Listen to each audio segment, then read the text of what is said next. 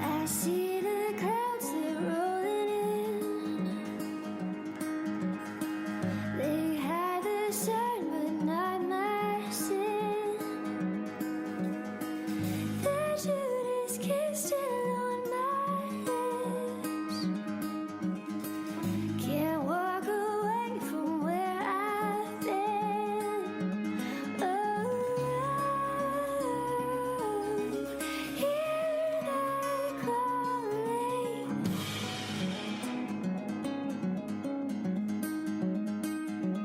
Oh, hear the calling.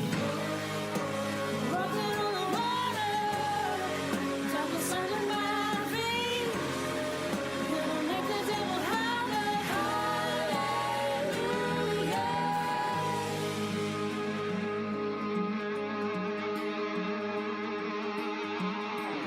I'm tired of watching shadows bleed,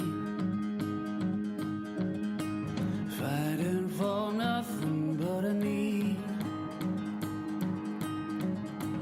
The seventh fall is on my knees. Their sighs and secrets cover me. Oh, hear the calling.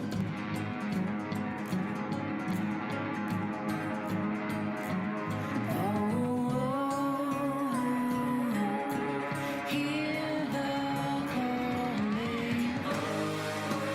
Walking on the water, drop the sun in my feet. Gonna make the devil holler, hallelujah. Gonna run across the waves, yeah. Gonna let the birds sing.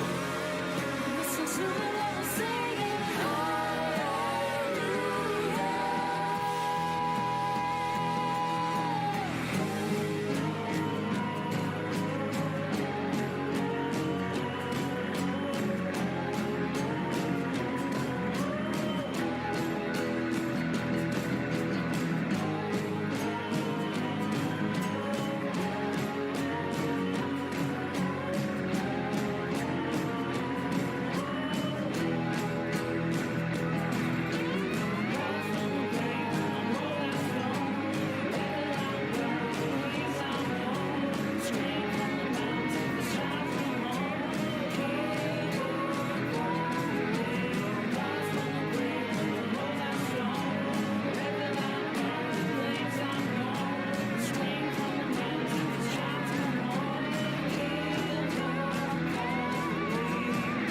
I see the clouds, they're rolling in.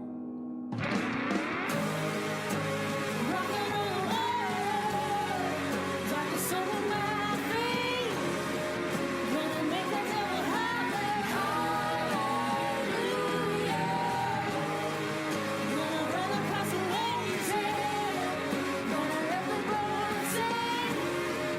Listen to the devil singing, hallelujah. I'm rocking on the water, drop the sun in my feet. Gonna make the devil holler, hallelujah.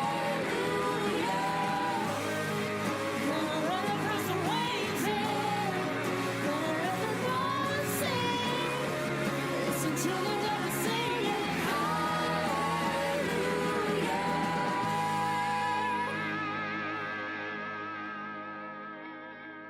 Welcome. You're listening to Mystic Moon Cafe Radio. Well, happy Wednesday, everyone. You're listening to Mystic Moon Cafe. I've got Miss June with me and Jacob as well. I'm Wendy, the host of the day. The hostess of the mostest. Our hostess with Hostess the with the mostest. mostest. Hello, everybody. Hello. How is everybody doing out there on this lovely Wednesday? Mm-hmm. I can't hear anybody, but Nobody's hopefully. talking. Oh yeah, that's right. We can't have dead air. It's radio. Yeah, I'm Peachy Keen. I'm high on Sudafed. How about you? Oh, yay. No, just high on life. Woohoo! Woohoo! Well, I had a couple of shots of Irish cream whiskey, so Oh, I love it. Oh, that's Yeah. even better. Oh, Yes, I am You know- having water in a quesadilla. I have to Ooh. say when I went to Ireland, it was just hilarious on all the breakfasts they had. I mean, it was like, can I put some Baileys in your coffee? And it was just like, oh, sure, you can put Baileys in my coffee for breakfast. You And betcha. then it's like, how about a little whiskey in your oatmeal? I was like, Oh, well. sure. Oh. I was drinking constantly, and I was thinking that was just for breakfast. That's why they're so happy and jolly. I wasn't, at least I wasn't driving, or anything, but it was Right. it was pretty funny. But, well, you guys, I have to tell you about my paranormal experience tonight. What? Please do. Yes, it was just an hour ago for this paranormal experience. So I'm sitting at the chair and I kind of turn around and all of a sudden I hear, hello. And I was like, what is that? I turn the other way and it's like I hear it again. Hello. And I was like, oh my God, what's going on? I'm hearing, why am I hearing this disembodied voice in my house? I hardly ever have anything paranormal going on here. Every once in a while, some weird stuff happens. And then I turn around the other way and I hear, hello. And I was like, what's going on? And as I turned again, I realized my chair was making that. Possessed could've- furniture on next Yes. week's episode of Mystic Moon Cafe. I could have sworn it was a voice. Now, Now, of what course- is that matrixing thing called when it's audio? It starts Aud- with a P. It's a pareidolia, or not pareidolia. For Something like that's that. what you see. That's audio pareidolia. Yeah. I can't. Anyway, it's audio matrixing. We'll just say audio Yes. matrixing. Well, that actually happened again when I, a long time ago, I had investigated in this area with hundreds of mosquitoes. I mean, the mosquitoes were crazy. Um, Ew. And then, of course, I get home, I start listening to tapes, and all of a sudden I hear, June, June, June. I was like, oh my gosh, what's this weird little voice calling my name? And I realized it was the mosquitoes going past the microphone. June. But it sounds just like June, June. It's like, holy crap. Anyway, had to share. Because my heart skipped a beat. I was like, oh my God. I must have brought something home with me the last time I was on an investigation. This is amazing. But no, just my chair. I got a little WD-40 and I debunked it. Oh man. So either of you two have any paranormal experiences tonight? Not really. No, not this evening. The no. studio was a little possessed right before we got on again, but Oh yeah. True. Oh yeah, Yeah. that's true. That's true. That is true.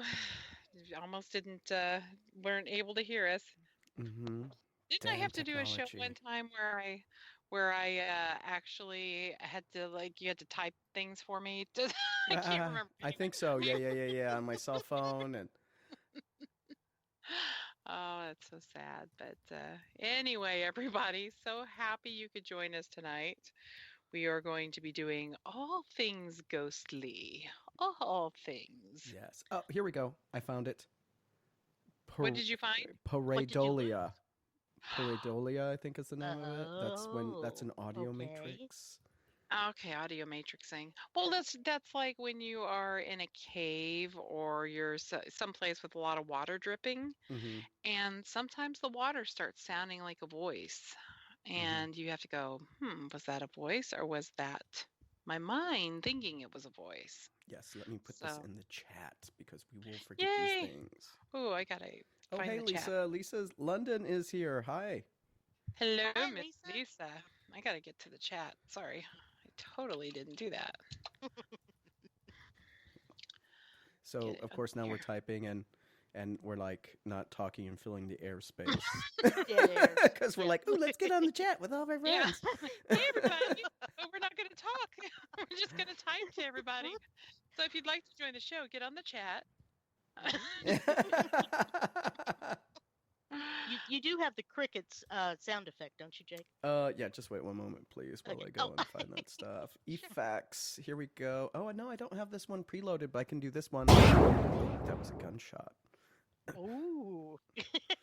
Yes, let's not have gunshots. Yeah, good point. Good point. Let me. Remember that investigation we went to, and the guy was shooting off a gun, yeah, right next door. Oh my goodness, we'll save that one. We will save that because we do have one of the ghost superstar investigators, Boo Buddy Interactive, who had an Oh, amazing yes. experience out in Kitsap Lake by Bremerton. But we'll talk about that during our memorable hunts and ghostly gadgets portion of the show. Woohoo! Yay! Oh, that Yes. sounds cool. You'll find a much more regulated, scheduled show these days. The two of my compadres here like it better that way. Yeah, I know. We just have this little, we have to have all our questions all ready, and just in case. That's true. Just in case I have a total mind blank, and then I sit here, it's like in silence for 2 minutes. I have I have the exact Oh, same problem. Was I sometimes. was I on the radio? Where am I? Yeah, who am I? What What day happened? is it? Yeah. Oh my gosh. Hi, Why am I Cindy. why am I wearing underwear on the outside of my clothes again? Hey now, this is not the E episode, but I could just say shit a couple of times and we'll drop an E on it. And then you Oh, can talk like about your sheet? undergarments. Okay. Shite. If we're Oh, gonna be that's talking shite. Irish, yeah, shite. Shite. Oh man. Yeah. We will talk about more drinking. Mm, But, true. Last week there was a little juice on my side when we had Linda. I was just like, I think I downed a bottle of rosé. It's the Pacific Northwest people. Don't judge. We drink rosé out here. yes, it's very good. Or lemonade with vodka. Okay, so I don't think I made yours. David made yours, so Yes, he made it very, very he strong. made a joyous jug of spiked lemonade for June. It was so good though, but it was like, whoa. It's been a while since I've been drinking, so yeah, it was really kind of nice. Little relaxation. Yeah, I don't know how much I relaxed though. I think I went, whoa. So we've got some con news coming out of Kansas City, right, Wendy? Oh, I suppose. Yeah. Yes, it's true. Well, our guest this evening kind of crapped out on me, but that's all right. I'll still keep my word and do a little plug for them. The Kansas City Paracon is August 9th and 10th. They are going to have, and all of the pictures and things are in our event on Facebook. I'm going to let them load, and then I can say I know that there's a whole bunch of different speakers. I don't know who John Powers, Steve Snodgrass, or Dr. Brady DeSanti is, excuse me. But you've got Dan Williams of PRI and True Ghost Stories and Dusk to Dawn Investigations and Brent Van Tassel and a whole bunch of other people. Josh Hurd, Mike Nichols, who's on our show quite a bit. He's a That's awesome. paranormal investigator, also a parapsychologist, psychologist, and a radio personality. Well, radio personality back in the 70s. So, but he's great on with us. So he can still have that title. Let's see, we've got the She Squatchers. What? I love that. Have you Yep, seen that? yep. The she squatchers. That's hard She to say. Squatchers. Yeah. Jacob, say that 10 times fast. Now. It's just gonna come out like slanguage. She squash, she squash, she squash, she. Yeah, I can't even do. it's impossible. I'm just gonna slur the whole way through. Just Daddy had some Jamesons. We'll just blame that. Or the Sudafed, with the And then there's, BFK, which is Bigfoot in Kansas. Oh, And I just yeah, wait. I yeah, didn't. but I hadn't heard of that. I'm sorry, but how could Bigfoot be in Kansas when there's practically no trees anywhere in Kansas? I'm sorry. I just saying don't that, know. driving Maybe that's through- why nobody gets pictures or can find him out there. Well, remember, It's Bigfoot, it underground. does teleport through different dimensions. True, possibly. I'm putting sarcasm tags on that. I know we're going to have some authors and previous guests that are being like, I'm going to send hate mail. And I'm like, okay, Yes, it's go Mystic right Moon ahead. Cafe at Gmail. And I have a filter on spam with Bigfoot. But, This is the all going to underground. go down at the Kansas City Masonic Temple, and there will also be a ghost investigation there that evening. Ooh, nice. Yeah, how come Masonic temples are always haunted? The ghosts of Masons past. I just Yeah. don't know. Yeah. Well, in my little town here in Seattle, we've got a big old lodge that they use for all the weddings and stuff. So maybe we can just book it to do an investigation. It looks very haunted. In the one in Tacoma or? In Burien. Oh, in Purian. Ooh, Yeah, we've got a big one here. You got a big one there? Oh. Girl. My mind just drifted. Oh my goodness, the Who are innuendo. these? See, we're getting the E rating. We're putting. Let me slap the E on this. It was, It'll be all right. We are all adults, or That's true. theoretical adults. Yes. Yeah. Oh, the background barking you hear is Wallace Edward Tiberius. He's just like, Daddy, let me under the desk. So I'm gonna let him under the desk. Okay, just a sec. Love Polly. Talks amongst yourselves. Dune, who is this ghost crier? Individual? I have no idea. I was trying to look on that today and say, what is he? Does he cry about ghosts, or Well, that's what what is I the was story? thinking. Or is he like the old-fashioned crier? Hear ye, hear ye. Ooh, very There's a ghost possibly. here. Just wait. Maybe What? I was letting a What? pit bull in. What happened? What's the a ghost crier? Who is the ghost crier? There's a ghost crier.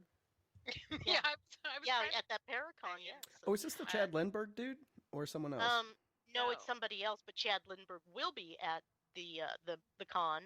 Oh, I know Ghost Crier. I've seen them before. They launched this really great YouTube channel a while ago, and they got on some ghostly shows. And then I Okay. hadn't heard anything from them since then. But let me go find their Interesting. YouTube channel. They Yeah, actually okay. made some pretty well done videos, and then they dropped off the face of the earth for a couple of years. Oh, that's interesting. Yeah. So making me keep come back talking. Let again. let me do my sleuthing. Let me do my sure. sleuthing. You go Sure. right ahead. My There- day job there- is in search engines, so I know how to find things. But it really does. The Kansas City Paracon really sounds like a good deal. It Sounds really like does, yeah. I mean, just kind of looking through everything, I was just like, wow. Let's see, Chad Lindbergh, who played Lisa. You'll know this one. He was Ash on Supernatural. If you remember the early days, he played Oh. in. You played in what? Sorry about that. I pushed the mute button on. Oh, I was like, hello. He Wendy? played Ash in Supernatural, and he played in October Sky and several other movies. And then he's got Ghost Stalkers now. Oh, I know Ghost Stalkers. Yeah. Ghost stalkers. Does so- he stalk ghosts? Apparently so. Okay. Yeah. Okay, so Ghost Crier, I got the scoop from their YouTube channel. They were pretty busy 2 years ago, did something 10 months ago, and now in the past 2 months they have a flurry of activity. I guess they're Interesting. kind of, Okay. maybe they got burnt out for a while and decided to kind of have a rest, and then now they're ready to go again. I guess. Maybe they like the hot weather better. Yeah, could Mm. be.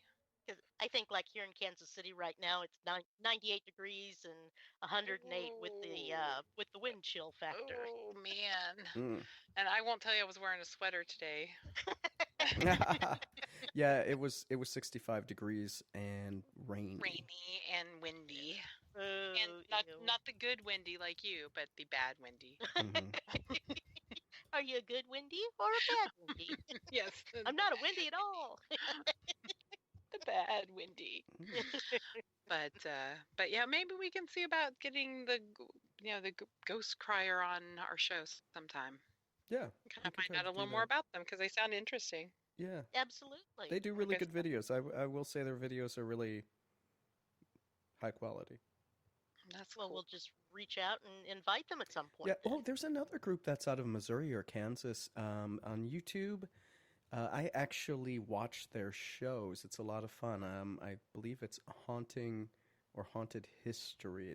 I subscribe to them Oh one. yeah, that's David Glidden's outfit. Yeah, Haunting History. Yeah, Mhm. huge fan of David's a what they really do. nice guy, and they operate out of it's either Knoll or Pineville, Missouri, which was my grandma's hometown. Oh It's wow.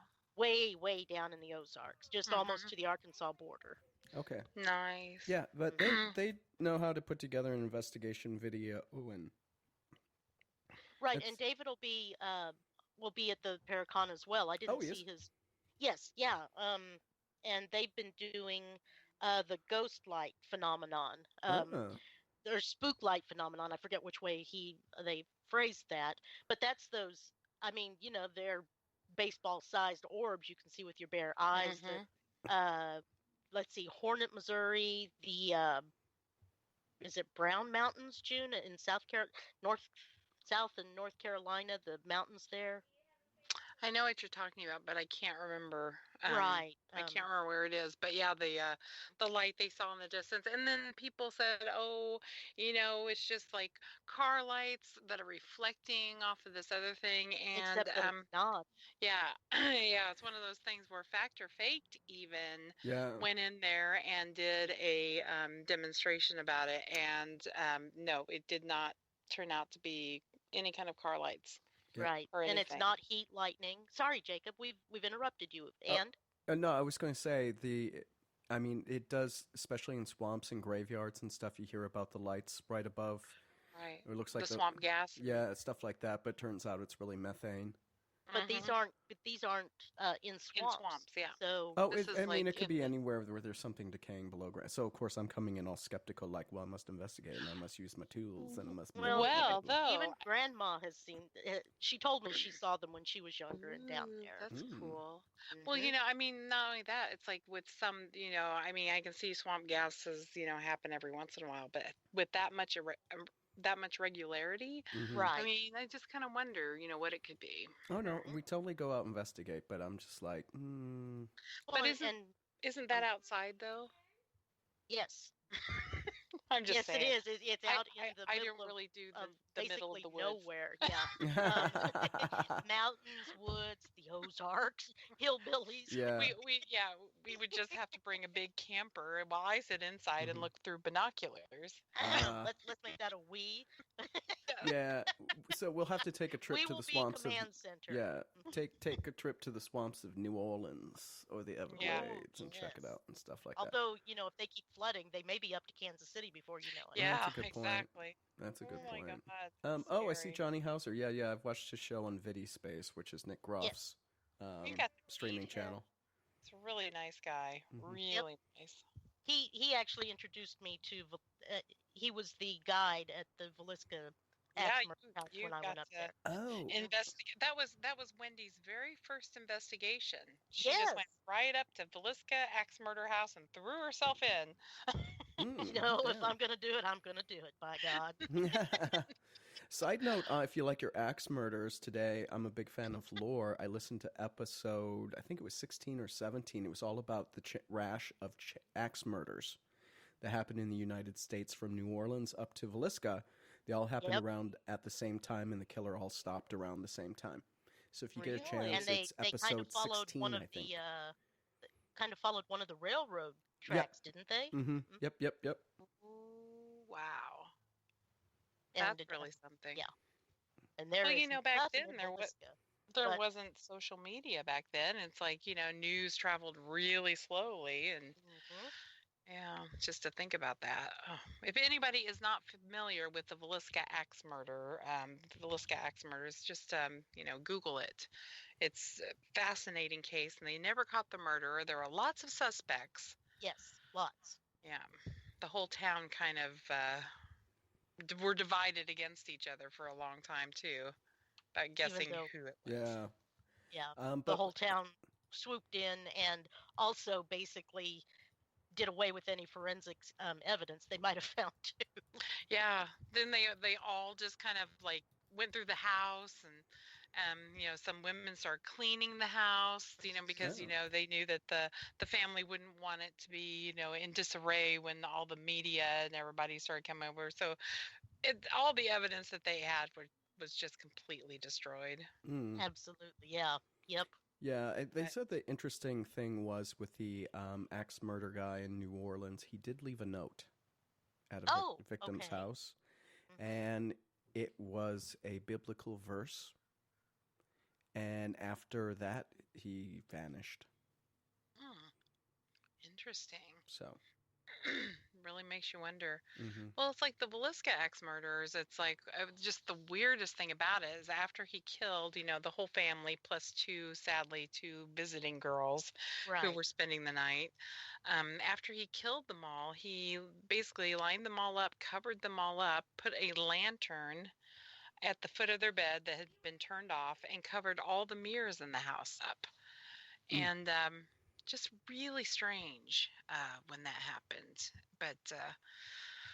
But It yeah, almost makes that preacher that they were looking at so hard a more yeah, likely suspect. Yeah. exactly. By the way, the lore Just episode is called Covered Mirrors.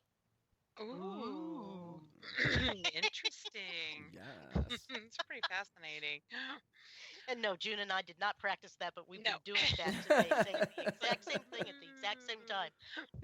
Like for Jacob, when he was saying, "Can you hear me?" and we were going, "Yes," and and he We goes, were "I'm gonna like, have to hang up," and we go, "Okay," at the same time. and then it was like, he can't hear us. Why are we saying this to him? Yep. Oh my gosh, it's so Well, sad. I mean, since we're on the Synchronized hosts. yes, since we're on the subject of investigations, let's talk about some of our favorite investigations in those locations. Okay. All Who would right. like to start? Well, I mean, you guys just did Velisca Axe House, Axe Mhm. Murder House. What else do you have from, say, the Midwest area? Oh, well, why don't we stay on that vein for just a second Okay. more with the Velisca Axe Murder House? With the group that Wendy went with, they were called Freaks at the time, and I can't remember what it stood for. Do you remember, Wendy? I believe it was friends researching Something like that. something. Yeah. I don't remember the rest. I'm sorry. But it was really fascinating because they got a really interesting EVP. I think the first time they investigated the house. Do you remember that, Wendy? The EVP they caught of the The screams, wasn't yes. it? Oh, it's horrible. Well, it was during a severe thunderstorm. I Hmm. don't remember if there was a tornado or not, but they were It broke the stuck. windows. Yeah, it Yes, broke windows. It was mhm, hail. yep. Yeah.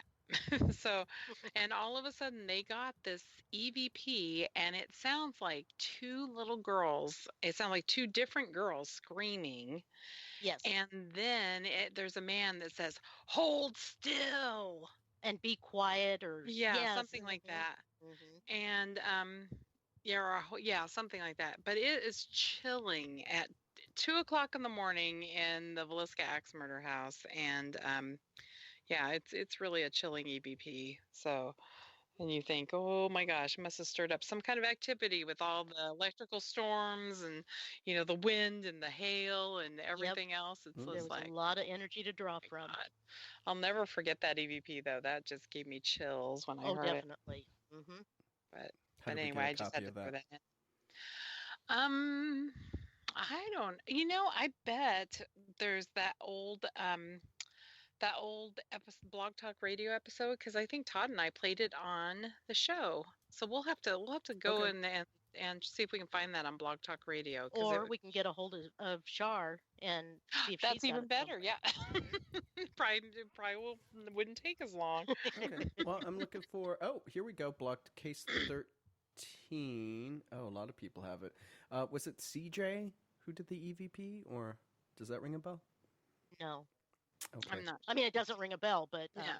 Okay, there's a lot of Velisca Axe Murder EVP on Blog Talk Radio. Oh, here we yeah. go. Does June, Todd, and Jay? Does that ring a bell? Mm-hmm. From Yeah. Yep. Freaks. Mhm. I Todd found it. J. I found it. January Oh, 29th, 2012. cool. So let Mhm. me drop this That's in. an old episode. Old episode. Yes, it is. Oh man, how long ago was that? About 7 years ago now? January Six, 2012. Yep, six, 7.5 years ago. oh my God, it's so sad. Yeah, Definitely. but uh, but yeah. Anyway, that was an interesting place. Then Wendy and I got to go there just for a little bit, but they let us kind of have the run of the house by ourselves for quite a while. So Yep. that was pretty cool. Mhm. Just amazing though to go into that house and see how small it is. Yes. A And extremely small house and old and kind of, that old house smell. mm-hmm. And every place you walk, you're creak, creak, creak. It's like, how did somebody hide in the house? That whole time he must have been standing still as a statue because they think that he had hidden in the attic, Right, while the yeah. family was out to their church, their little church Oh, social yeah. thing. Mhm. So, anyway, it's a fascinating case. If you haven't heard about it, you should Google it and look it up. It is very fascinating. I have dropped Definitely. links in the chat. We've got the Blog Talk Radio Wow, with June and we're her old on group. Was it it. Northwest Paranormal Research Group? Is that the name of it? Yes, that was And, it. and you've got freaks in here. Friends researching entities and known spirits. Nice. Okay. And let's see what other embarrassing things do I have for June in here. I got the No, don't look Wikipedia. anything else. And I got the lore podcast. So that's some good media for our listeners to consume. Absolutely. And I put a link in for the Johnny Hauser versus. It's on Prime Video, It's very, and the I guess it's a two-parter, and it's about Velisca. very nice. Johnny Hauser is the one that kind of helps run it. Yes. And he does tours and he gives a lot of things like that. So he's a really nice guy too. Very nice. Absolutely. And everything. But anyway, we can go on to the next place. Ooh. Yes, what would that be? There's so many places out there. I know. Well, that we're in the we have Midwest. investigated. Yeah. Okay, we'll so- stay in the Midwest for a minute. Okay. Well, June, why don't you tell about when I took you out to the Belvoir Winery, you and Ross? Oh, Yes. yeah. That was a very cool place, I have to say. Yes. Yes. So the Belvoir Winery, Belvoir Winery, it used to be an old mental asylum back. No, old tuberculosis hospital. Oddfellows Home. Old Oddfellows Home. Yes, thank you. Yes. Just so you home know, for the- just so you know, on the third season of Kindred Spirits, this was the opening haunt. What was it? Yep. The Belvoir Winery, yes. But so we went out there, and first of all, the main house is absolutely beautiful. They've kind of restored it. It's that part's now an inn as well. Ooh, is it? Ooh, Yes. cool. We'll Mhm. have to go out there because that's just such a cool place. Oh yeah. So we get there. Honestly, we don't see any no trespassing signs. So I'm just gonna throw that out there right now. So the other buildings that are around, are in disrepair and they're condemned, kind of they're falling in. Right. A few of them were condemned. Now there was at one time there was an orphanage, a Mhm. nursing home, a hospital, and Wasn't there a mental asylum in there too? Maybe not. When I watched the episode of Kindred Spirits, they didn't spend any time in the newer part other than to meet their hosts. So this is Amy Okay. Bruni and Adam Berry.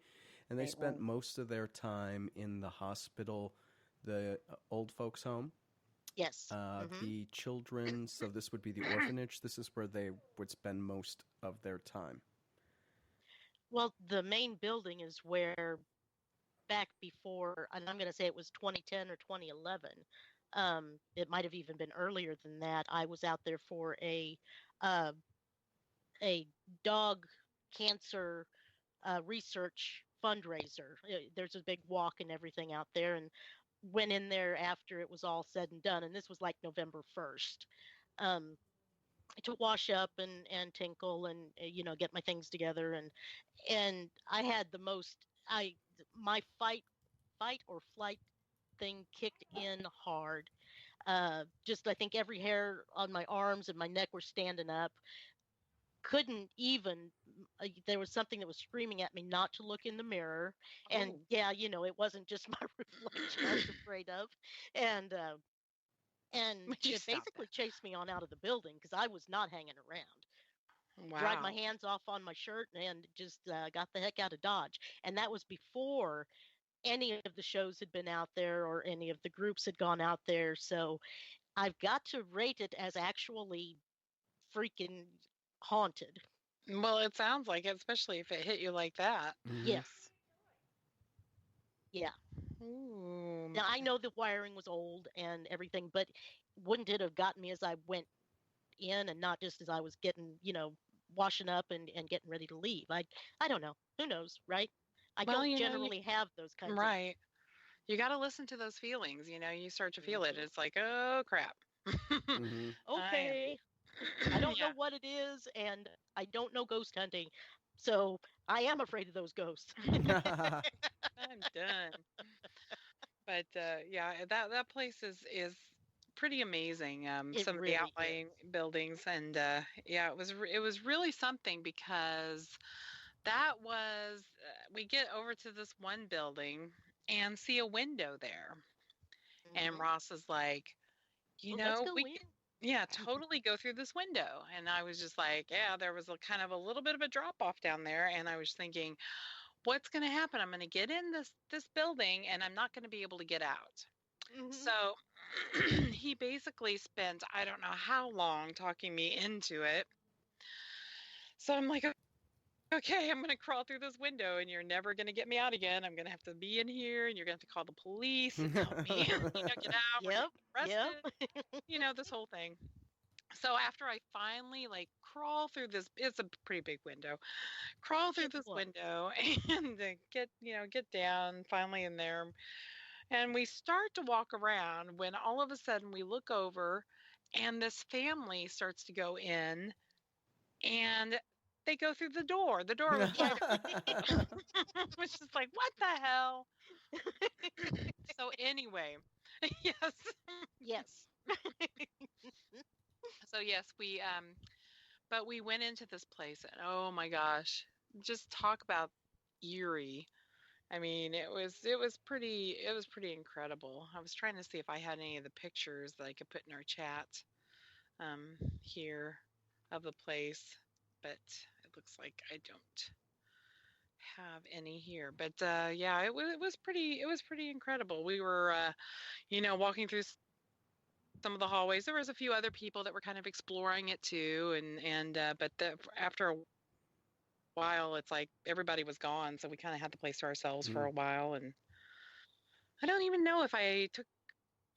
Oh, maybe I did take my recorder in. I know Yeah. you took a bunch of pictures up, like upstairs, and that creepy old what was it? The wheelchair and things. Oh, yeah, yeah, that's Hmm. right. That was. Let's see if that. Yeah, I was trying to see if I bet I do have it in here. I think I do.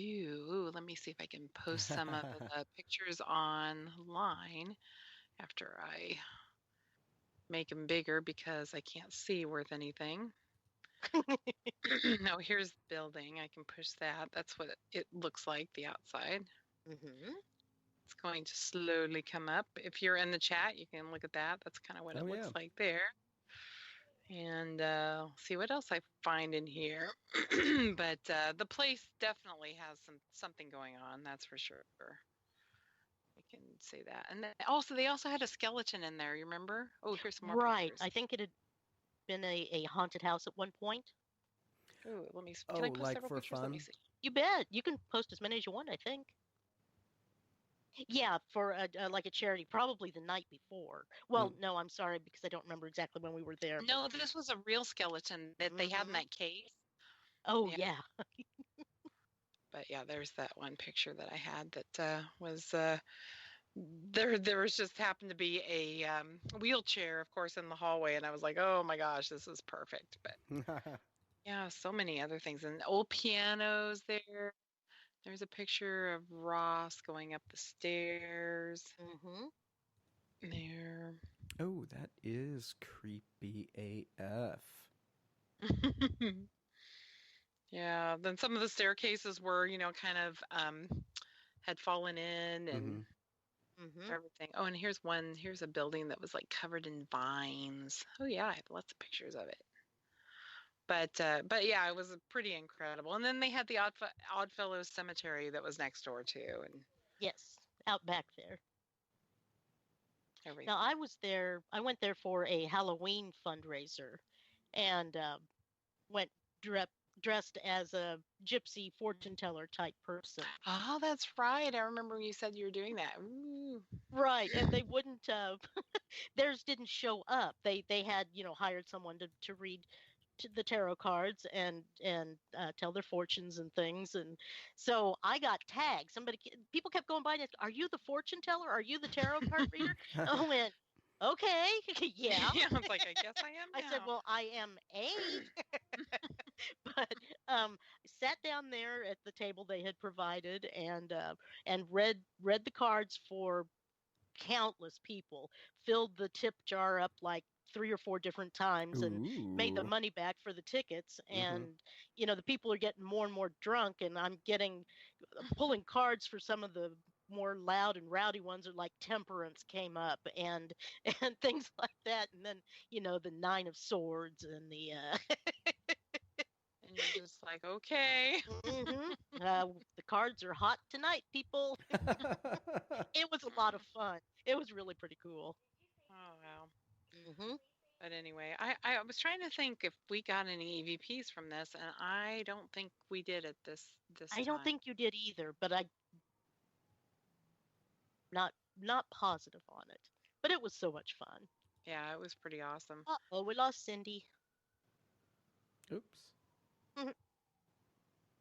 Anyway, Mm-hmm. Ross on the yeah, that place was pretty messed up. That is. These are great picks. And Yeah, we can also talk about the Sally House. We're going to stay in the Midwest, Okay. Let's and talk Sally Wendy House. can talk about the Sally House too, because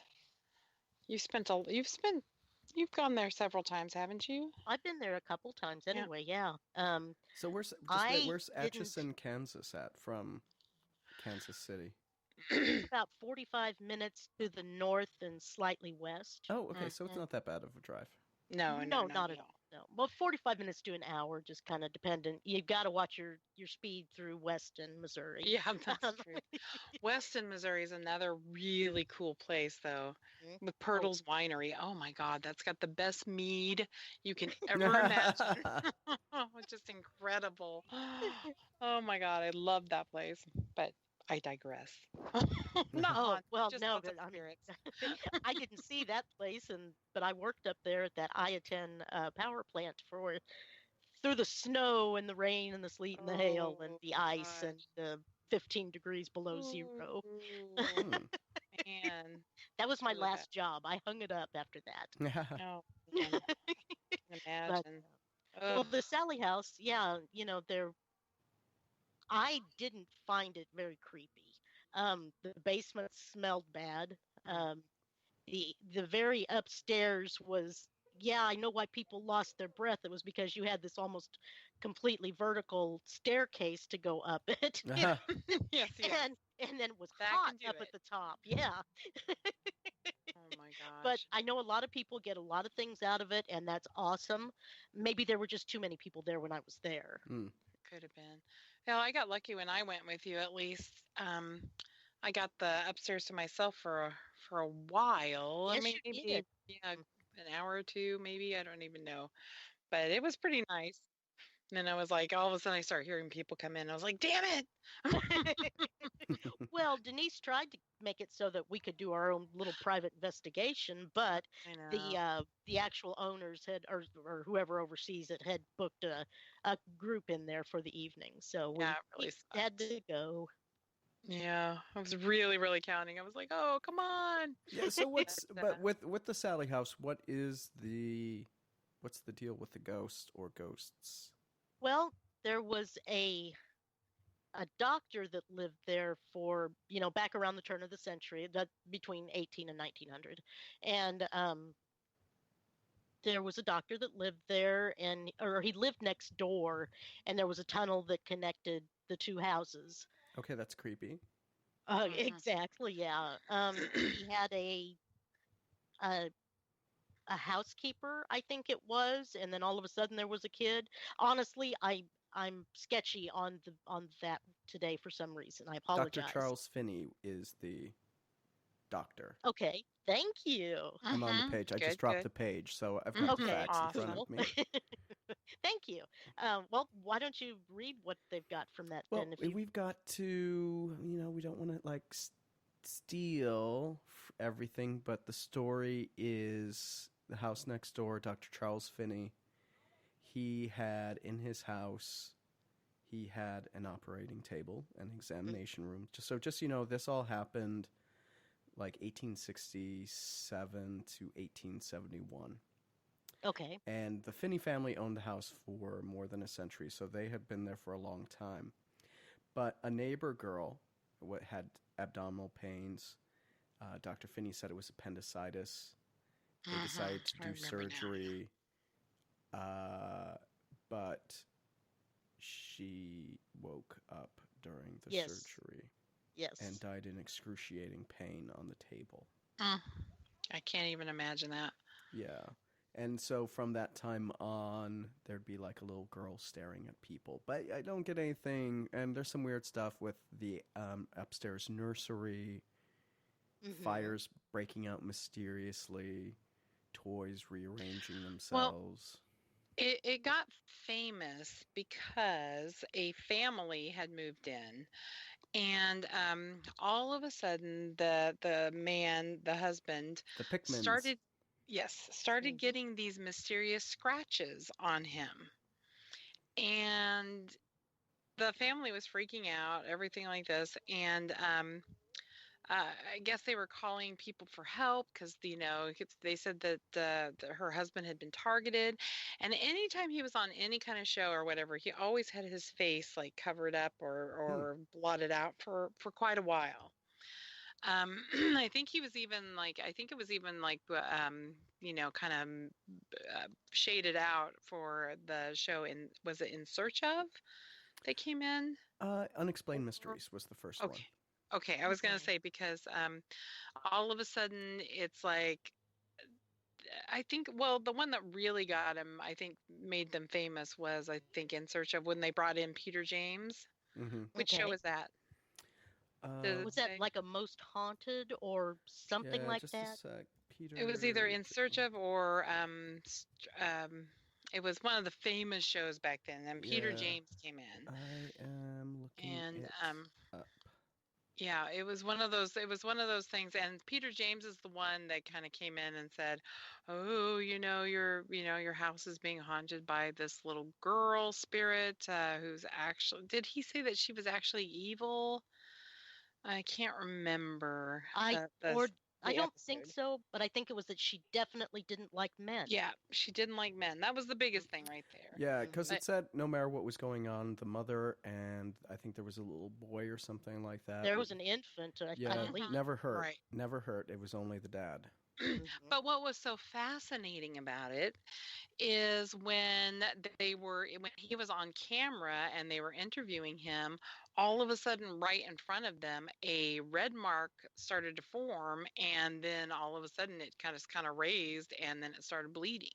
Hmm. And this was in front of the camera crew, in front of everybody.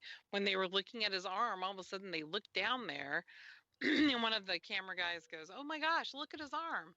And I mean, he didn't, scratch himself in front of the camera, so they weren't sure how that happened, but it happened like 2 or 3 times, and it started bleeding. Hmm. Hmm. So yeah, it's a very fascinating case anyway. Quite. Yeah, so it talks about the other entities that they have found: a Civil War soldier, an adult prankster, a young boy named Frank, Frank. who died a year. He had a botched suicide attempt. Mhm. Hmm. Well, it was it botched? It was botched. So Then what happened why is was, he dead? sorry, Oh, the mother I botched just her checked. suicide attempt, but she was trying to kill little Frank too. So Frank died, but the mother Oh, survived. Oh boy. that's terrible. Like, I need to book a ticket. Yeah. Yes, I mean it is a very cool place, and yeah, and you can rent it out for investigations for the night. So and Absolutely. And they get real, real busy around Halloween For sure, yeah. because they do a lot of. Atchison has taken on the name of being one of the most haunted towns in right, America. Yeah. So there are quite a few places there that have the there are reputation of being haunted. Hmm. hmm the McIntyre Mansion, uh, the Gargoyle House, and I forget the actual name, but Oh, we passed it. It has gargoyles on the top of it, or they're not gargoyles, but they're similar. Okay. Um, I forget the names of them. I do apologize. I did the streetcar tour one time, and it was really interesting. Although kind of got flung around because I sat in the back. oh, yeah. It's like the time I did the trolley tour in Vancouver, Hmm. BC, and I was sitting on the upper deck. Uh And oh. all of a sudden, it's like they started going under all these trees, and I was just getting hit by tree branches. Oh Crazy. I'm thinking, if you're gonna do if you're gonna do a a trolley bus, you think hmm you'd at least like check and see what how low the branches are. Mm. Let's just say. Well, the really bad thing though about that is there's this one woman who is horribly annoying, and she was complaining about everything, complaining about the price, complaining about the tour, and blah blah, and just complaining. And all of a sudden, she just got hit in the mouth with the biggest evergreen tree. So I start laughing hysterically to my friend. I'm like, look at her, she just got hit, and she And deserved it it. went whap, and you And got then I got it next. God bless it. So yeah. Anyway, it. never forget that. Too funny. Mhm. But anyway, yeah. So that's a fun thing. Atchison, Kansas, people. It's a really cool place to go and visit, and I do believe that the road from 45 Highway over into Atchison is now open again. It was closed for quite some time due to flooding of the Missouri River right there. Okay. It's horrible. Hmm. Is I-29 open again? I don't know for sure, but I do believe so. Oh, good. Hmm. Phew. That was Things super, backed off a little bit for a little while. Mm. man. Yeah. I know. So Uh, then, yeah, so then, I guess I should go. Um, yep, it's your turn. I know. So I spent, like, we'll talk about the Pacific Northwest in a minute here, but keeping to the Midwest, my favorite haunt and investigation I did was at the Congress Plaza Hotel. Oh, And if you don't know about the Congress, it was built for the 1893 World's Fair. It's called the World ooh, Exhibition because the festival, was called the World Exhibition at the time, the fair. mm-hmm, And so the Congress was actually built in two stages. There was a North Tower and a South Tower. I think the North Tower's built first. They had this underground walkway called Peacock Alley that went into the auditorium building, which is one of the world's most acoustically perfect stages, like if you're doing a ooh, play or symphony music and stuff.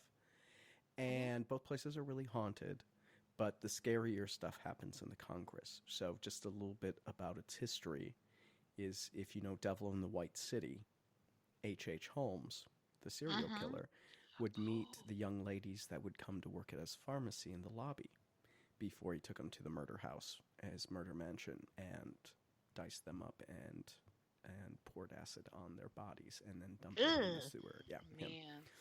So like that wasn't the stuff that like haunts the Congress, but it between the 1890s up until through the 1930s, it was like a place out of an Agatha Christie novel.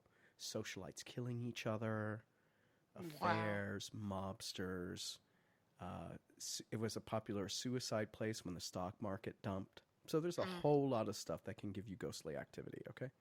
It sounds like it. Wow. And I did an investigation there with my bestie, Celine. And I got a room to stay. It was Valentine's night that we went. And what's nice about Chicago is you have really low occupancy in the winter. Oh, sure. And so bet. it was a random Tuesday night. I booked a room with Celine, and we had the entire place to ourselves. Oh, nice. So I think they said there were only like 20 guests staying in the room. There's 800 rooms. Wow. So the place was wide open. And I'll just spoil some of the stuff. Like we went to Suite 800 in the North Tower, which is where one of Capone's henchmen lived. Nothing. And then we went to room 441, which is the place where you get that specter that kicks your bed and you hear about all the crazy calls to security and stuff. Nothing. Oh, But I'm we got sorry. other stuff. Oh, cool. And this is up on Ghostly Activities too, so you can go check out if you do Congress Plaza Hotel Haunted, it should show up. But some of the standout stuff was we were behind the main lobby. I was just there recently, and they've now closed the section off. It's right behind the desk where you check in the lobby. You could take a stairwell up, but now they've turned it into meeting space. So that's unfortunate. But we're in this lobby, and Celine starts getting heebie-jeebies. And so we stop. And just right around her, like my EMF meter was, the ambient was about a 0.3 milligauss. So we're getting nerdy here, ghost hunters. But right around her, it was 7 milligauss. And also the temperature was 15 degrees cooler.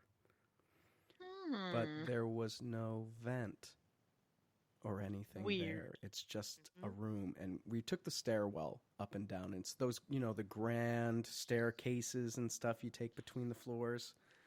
Oh, yeah. And so, of course, we started doing an EVP. And we actually got engagement. And we asked, what's your name?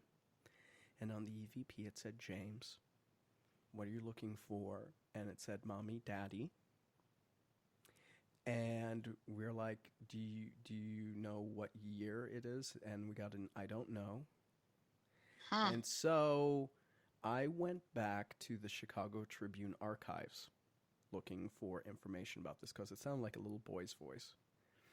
And in 1919, in that area, everyone thinks all the mobsters were Irish or Italian. In this case, it was Russian mobsters did a hit on an Irish mob guy right there. Oh, my and gosh. a 5-year-old boy named James was shot in the head and killed. Oh, my gosh. Mm-hmm. Wow. And so that was really interesting. And then a horrible static came over, and we got some weird, it sounded like Tall Man.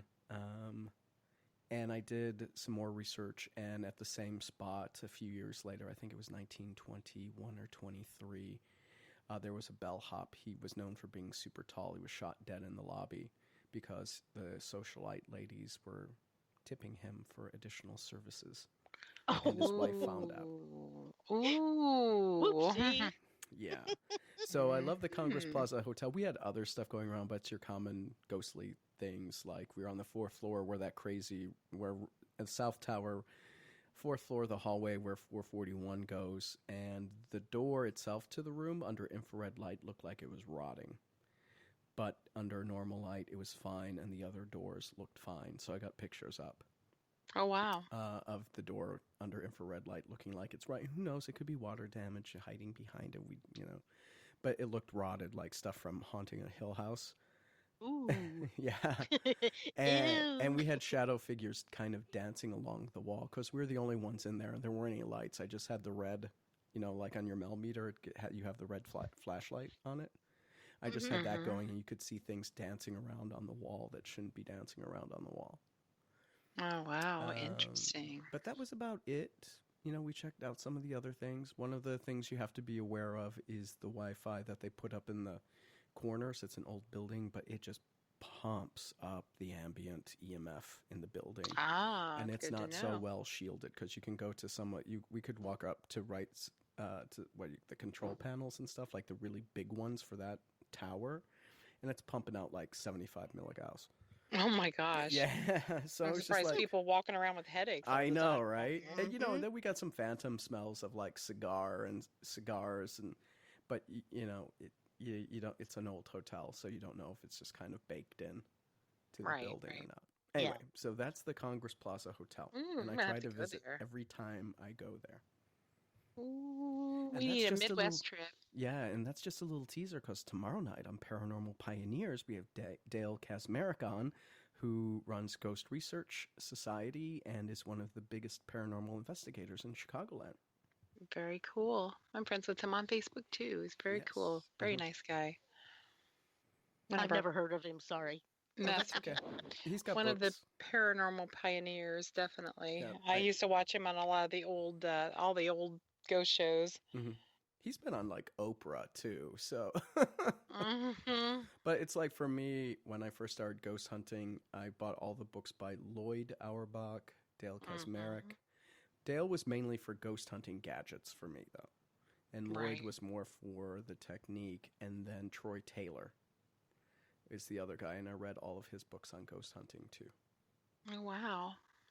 That's so cool. Hmm. Troy Taylor's the one in like Alton, Yeah. right? Alton, Hmm. Illinois. Mhm. Yeah, Okay. yeah. He used to be up in Chicago for the longest time, but I think because his business is out of Alton, that he's down there more. Could be wrong. Let's see about booking him too. Yeah, we should That'd do be that. awesome. Hmm. So let me put my article to Ghostly's Congress Plaza Cool, Hotel in the chat. cool. So it's like an Definitely. 8-parter because I did like each Nice. floor and every experience we had, I did a different post for it. Oh, wow. You're Yeah. so good. Mm. I'm trying to think of other Midwestern places. Well, there's- like the Elms, Oh, yeah. That's where I had my honeymoon. It's cursed. Excelsior Springs.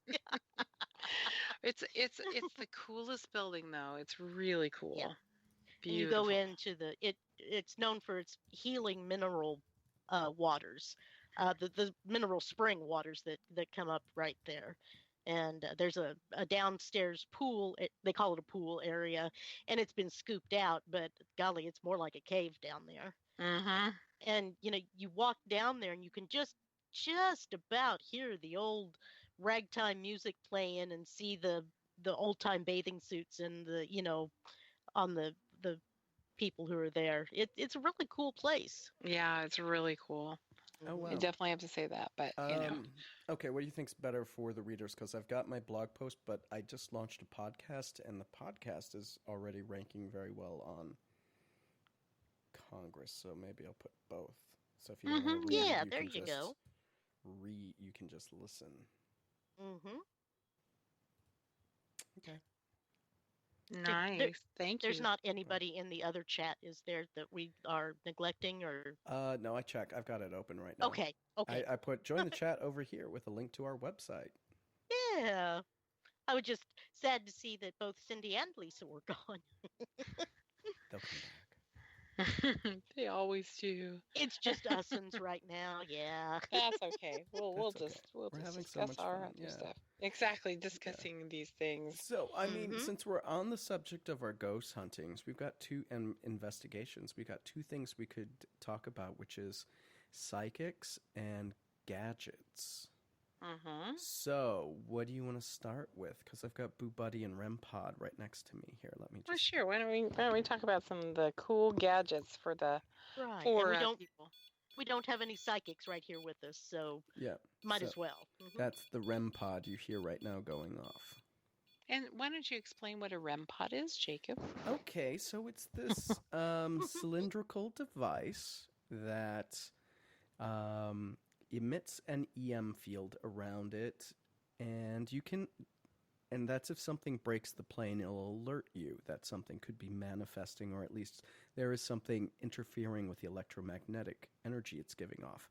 Now, you can change the sensitivity of it to make the field wider, but the most you're going to get is probably 4 or 5 inches. It's got a little pull-up antenna that emits the field. And if you... So let me change the settings on it. I'm getting old. I have to pull it away so I can actually see it here. Range. Here we go. So it's got understand that. 5 range. And so right now you're hearing it. This is the most sensitive one going off. And I'm approximately 6 inches from the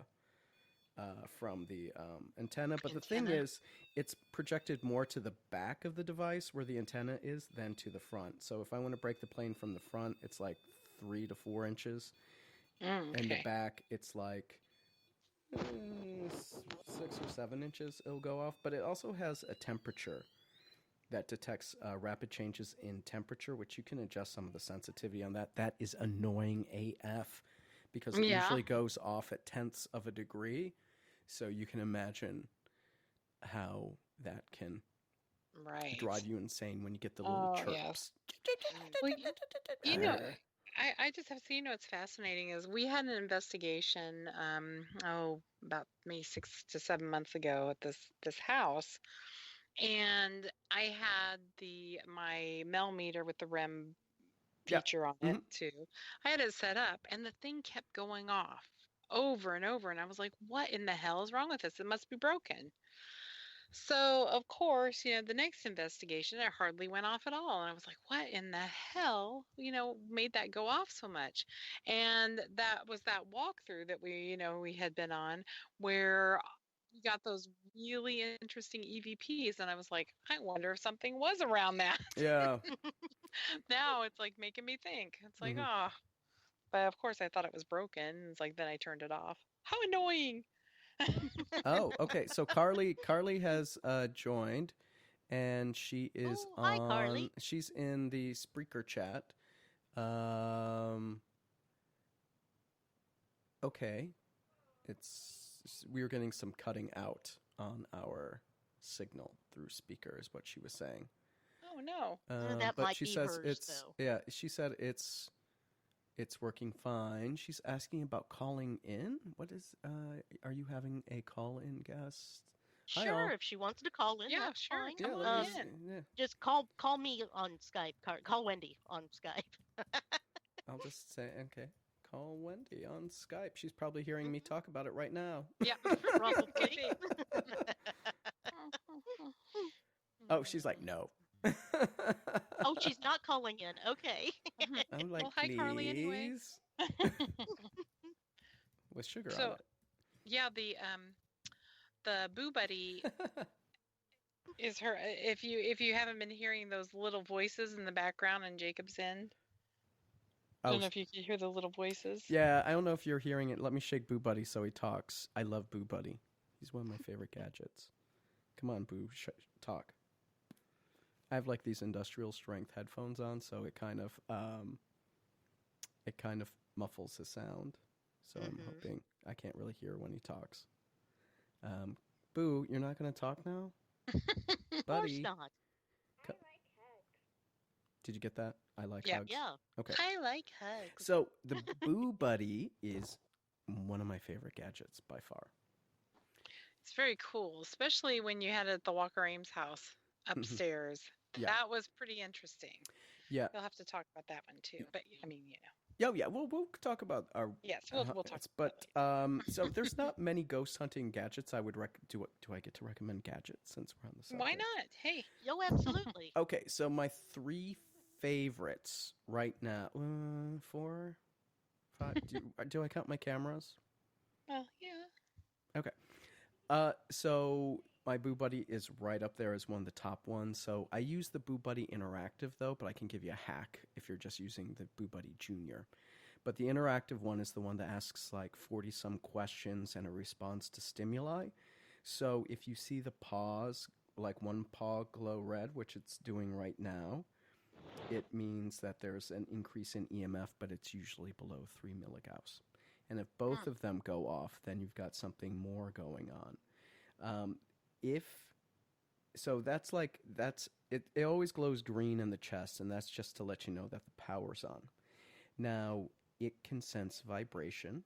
So if it senses some movement around it, like I shake it, it'll go, "Oh, I like hugs," or "Are you tickling me?" Something like that. Then you know something is actually interacting with the Boo Buddy. It only responds when it picks up stimulus like that, or stimuli like that. And otherwise, like, you put an digital audio recorder by it to record any responses coming in, it does pick up sound because it will say, "Did you say something?" And that's really cool.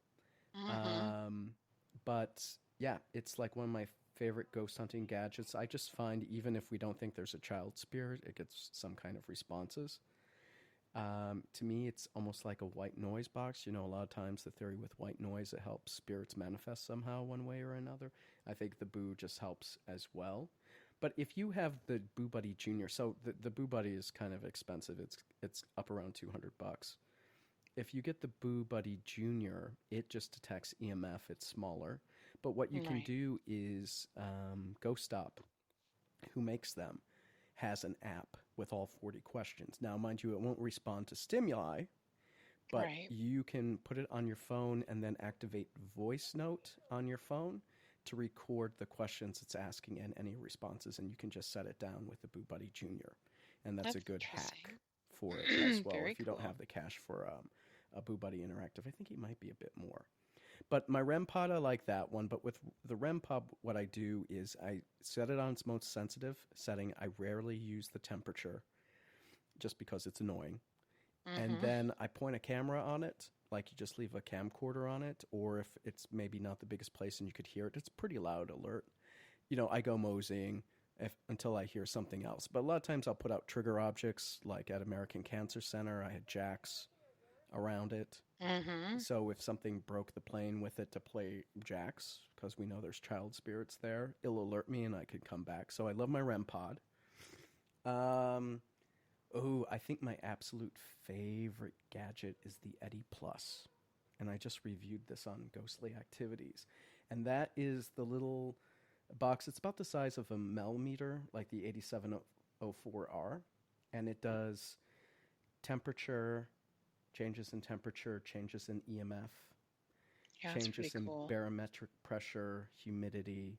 It has a geophone on it. It's not as sensitive as a geophone tracker, you know, like the kind with the little device that you actually plop down on the ground. But it's not as sensitive as that, but it has a really strong alert that'll go off if the EMF gets too high. But the thing that's best about it is you can put an SD card in it, and it has graphing software. It'll record your entire session. Oh, that's awesome. And then what's nice is Centex Paranormal, who makes it. They've got a place where you can upload the CSVs and do the graphing visualizations through it.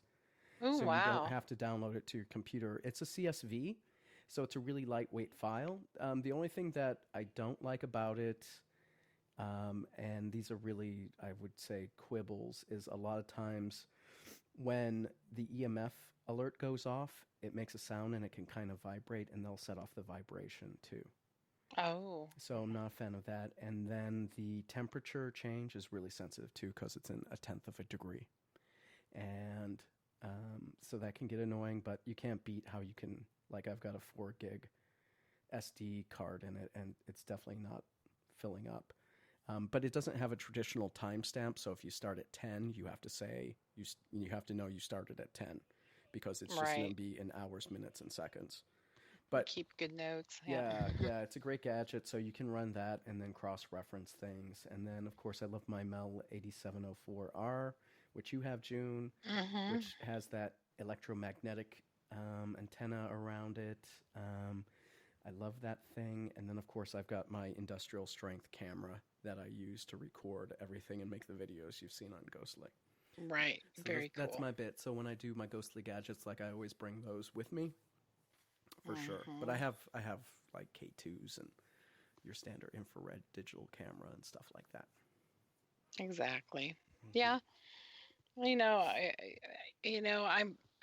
I like to, sometimes I say I like to keep things simple, but I have learned to walk in haunted locations with about maybe 6 tools through each of my fingers that I carry Mm-hmm. around.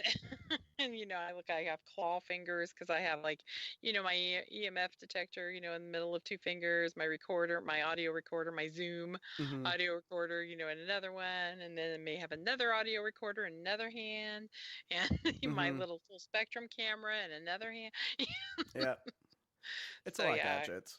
so yes, I Yeah, understand. But sometimes you get distracted with it. And I find I'm being a lazy ghost hunter because on my camera I have really powerful microphones for them.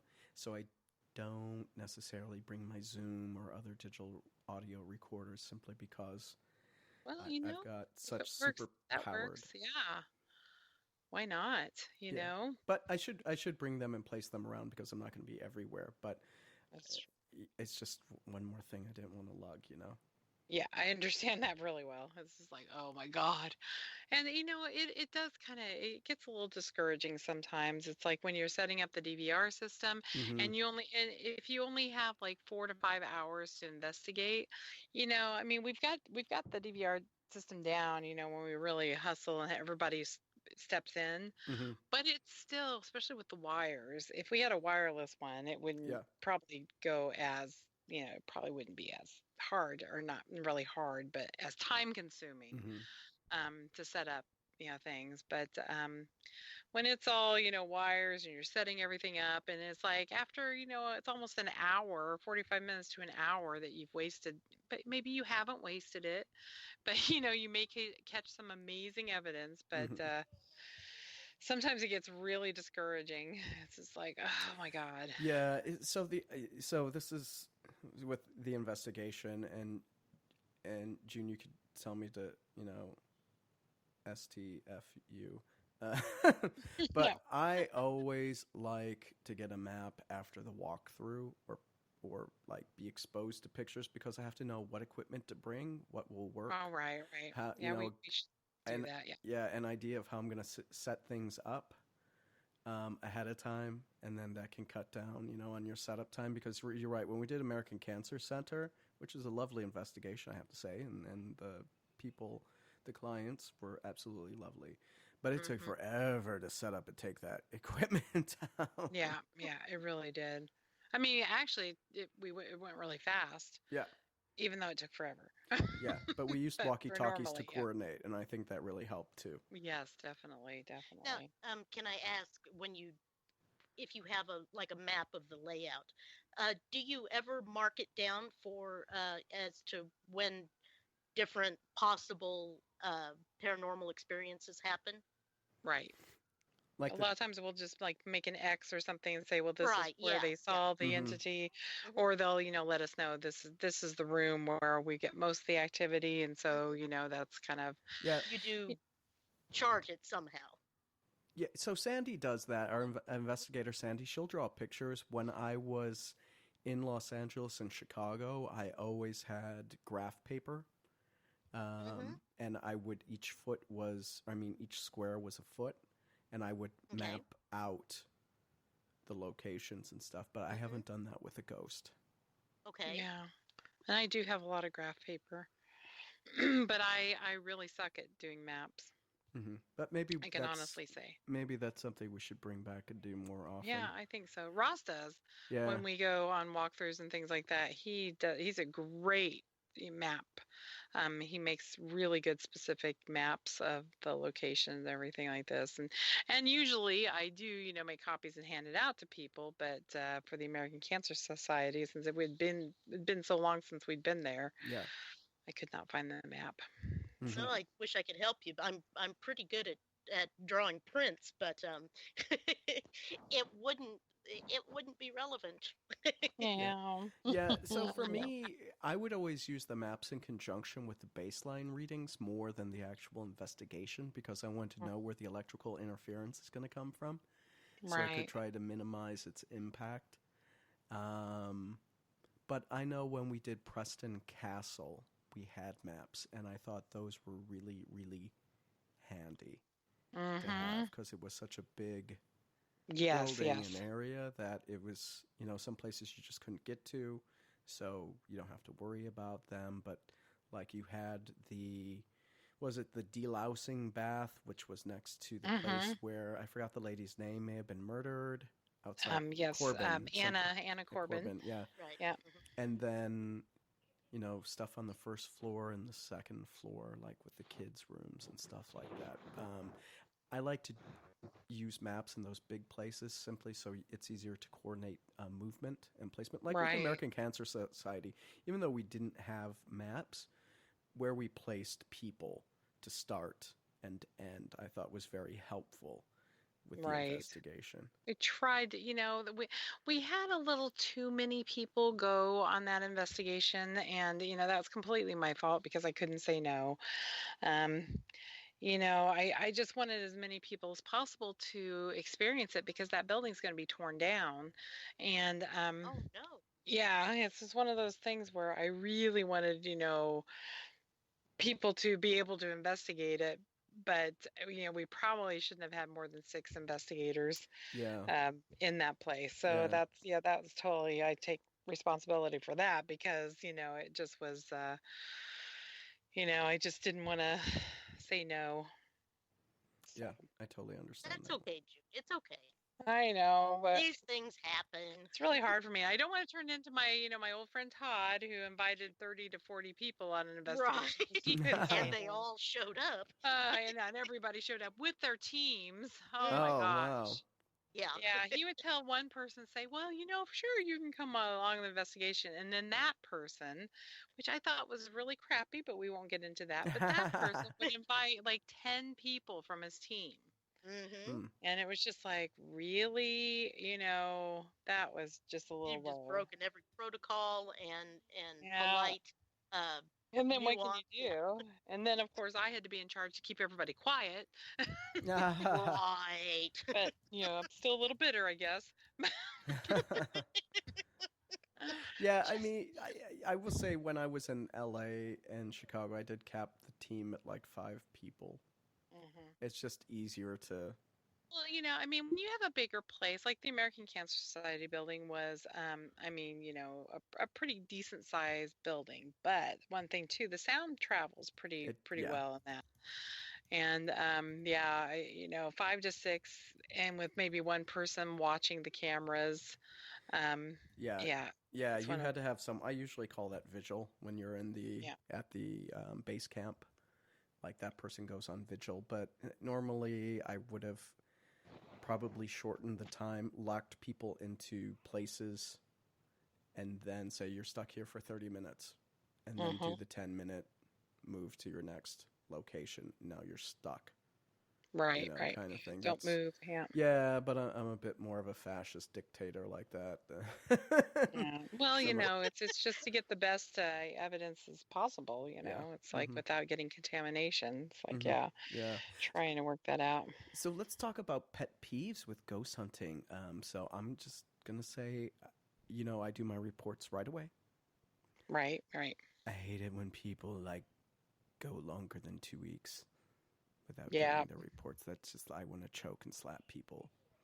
Well, we usually give people 3 weeks Oh, okay. to like to do the papers, and because Mm, it's like it's all volunteer. true. And but the thing about it is, usually what I do is when people are taking notes and doing things like that at the investigation, this is why I usually take it from them, unless they have to totally retype it over, and then I try to see if they can get it back to me in a couple of weeks. Hmm. If they're gonna, because if you don't give them a time thing, it's gonna go on forever. It's like the the Preston Castle thing. Actually, I kind of forgot that I was going to do a little something for them and send it to them, and we didn't put a timetable on it, and now a year has passed. Oh, wow. And it was just like, I mean, seriously, Yeah. you think, well, I mean, even though it wasn't for a client, it was for fun, Hmm. but I still wanted to do something like that for them. But it's like putting a timetable on those things is really important. And if I don't do it, then it's like, oh crap. We let, it's almost a month, and then the clients are like, hey, I'm I was just kind of wondering if you were going to get back to me. Yeah. And it's very unprofessional. Uh-huh. Very Yeah, true. so I will say this is one of the reasons why I moved to video. So if you guys, I mean, I haven't been on the show that long, but I like video everything. And it's just easier when you're doing the evidence review and you've got your engagement or trigger objects and stuff like that in video. It's just easier to tag it and do the editing.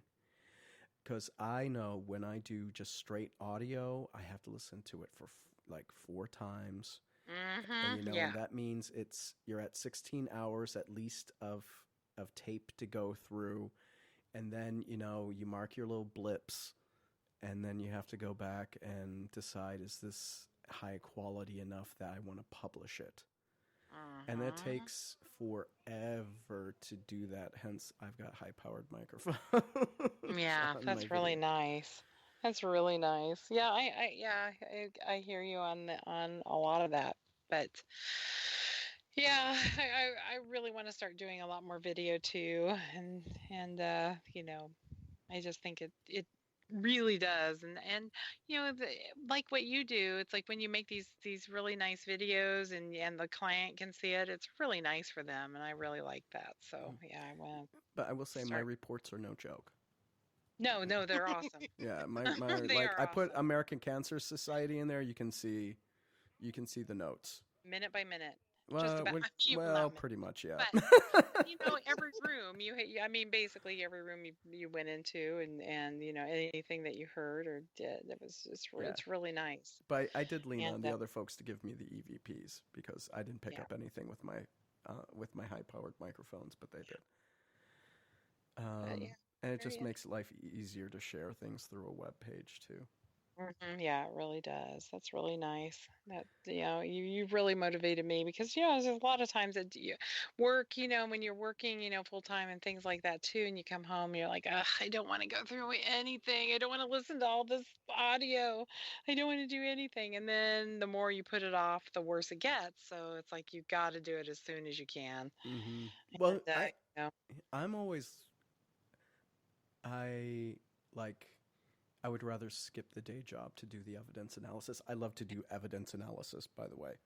that's awesome. So if someone's got stuff and they're not going to get to it, they can send it to me. I mean, I've Well, got that would be great. I think I will do that. like, yeah, So give me the here, SD cards, or drop them onto a drive somewhere that I can download, and I'll punch it through because I've got Audacity and GarageBand and all that stuff to do the because that's audio really, editing. yeah, I think it's really important. It's like one of the people that we have been doing these investigations in Centralia, and she said the other group that came in, never got back to them with anything. What? Not even it's like we didn't get anything. Sorry, not even that. Mm, Um, and that was over a year and a half ago or so. yeah. But I mean, I just think it's so important, even if you didn't get anything. That's why it's like, even if we didn't get anything, I usually contact them and say, I'm really sorry we didn't pick up anything, but that's not saying that your house, isn't haunted. It's just saying that that night we were there, we didn't get anything. And, would you, maybe we can schedule another time to come back and try it again, Hmm. or something like that. So Yeah. because a lot of times you say, well, we didn't get anything, and they're like, I swear I'm telling you the truth, and it's like, yeah, I know, but just that night, they probably saw us in there, and it's like, what the hell, They were who shy. are you? Yeah, Yeah, it's just exactly. like I can't wait. I mean, because if they've been dead and hanging around for 80 years, what's like 3 hours to them? No, Exactly. That's like, it's nothing. let's go get a burger someplace. I Let's know, just leave it. right? That's why it's good I like to have a little fun with my ghost hunts because you know what? The dead were people. They don't want the sourpusses. They would rather hang out with someone that's fun. Exactly, I agree. So, You know, I totally agree with that. You can't, and you get in there, it's just like, what's your name? Who are you? I like to ask, different kinds of questions and, make things a little more interesting, not just like, yeah, same old stuff. I don't know. Hmm. But yeah, equipment is, I love, going through, see what Jacob, gets next and his equipment. Well, It's there just hasn't like, been much that's come out, so I know there's one device. Well, there's might be two devices I get next. Though I dogged it in a review, there's a new Flux device that has better range and accuracy than the first edition. the So I will capacitor. a flux capacitor.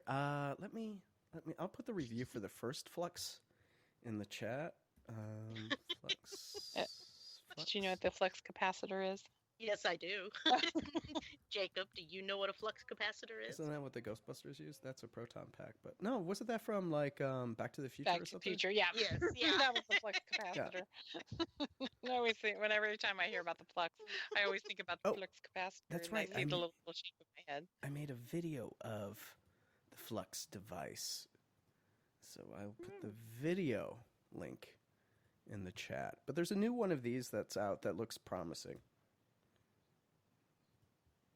So let me turn off because I can hear myself talking through the video. Here we go. Yeah, so I'm going to get that one. And then there's another one that's a specialized shadow detector. So if you know those EMF arrays where you put out like the 6 little gadgets with the antennas and they'll go off if they detect. There's a shadow detector that's kind of a board, and the lights will come on and off depending on the intensity of the shadow that passes over them. So, I mean, it sounds like complete pseudoscience, but I'll give it a whirl. Oh, wow. That sounds interesting, though. Yeah, I think that one's made by the Flux is Flux 2 is made by Ghost Up, and the shadow detector I think is Ghost Hunting Equipment, and might be that Para series. You know who those guys are? Like they do the Periscope and. Oh, yes. Yeah, I think it's. I know what you're talking about. Yeah, but no, I think it's can't on the think. Ghost Hunting Equipment is the name of the website that has it. But I'll be giving that one and do a review. That's pretty interesting. I like the shadow. You Yeah. know, that's one thing. About the trap cams. Yep. It's really irritating because a lot of the trap cams have like a 5 to 15-second delay on it to where you can start, and it's the minimum seconds. Yeah. Where you can get it down, and it still has like that 5-second delay or something, Yeah. which is like one of the lowest on a lot of them. Some of them, do have an immediate one, so you got to really pay attention to that because in 5 seconds, something can walk right across the field really fast, and Yeah. you not get them. But that's one of the things that I really wanted to test, and I also wanted to test to see if trap cams pick up shadows. And things like that. Will a trap cam pick up a shadow, person walking by, or will it, can it pick up your shadow? Will it, if it senses that motion or sees that motion of a shadow? I'd like to really experiment with that with one of our Spooked in Seattle, ghost hunts. Yeah. Well, I mean, isn't there one? There's one at the end of July, right? I think so. Is there? I think so. Well, I think it's the public ghost hunt, but. Oh yeah, no, I don't want to do it there. Yeah. But I'm just like, with just our group, just to do some experiments and things like that, because that's one of the experiments I want to do. The other experiment I want to do is to see how long you have the thermal imaging camera set up, and to see how long like something will last. Like you put your hand. That's Wally. That was Wally. You put your hand on the bricks or something like that. How long is your imprint going to stay there? And things like that. So, you can find out if somebody was just in the room 30 minutes ago, and all of a sudden, though, you get a ghostly handprint on the wall.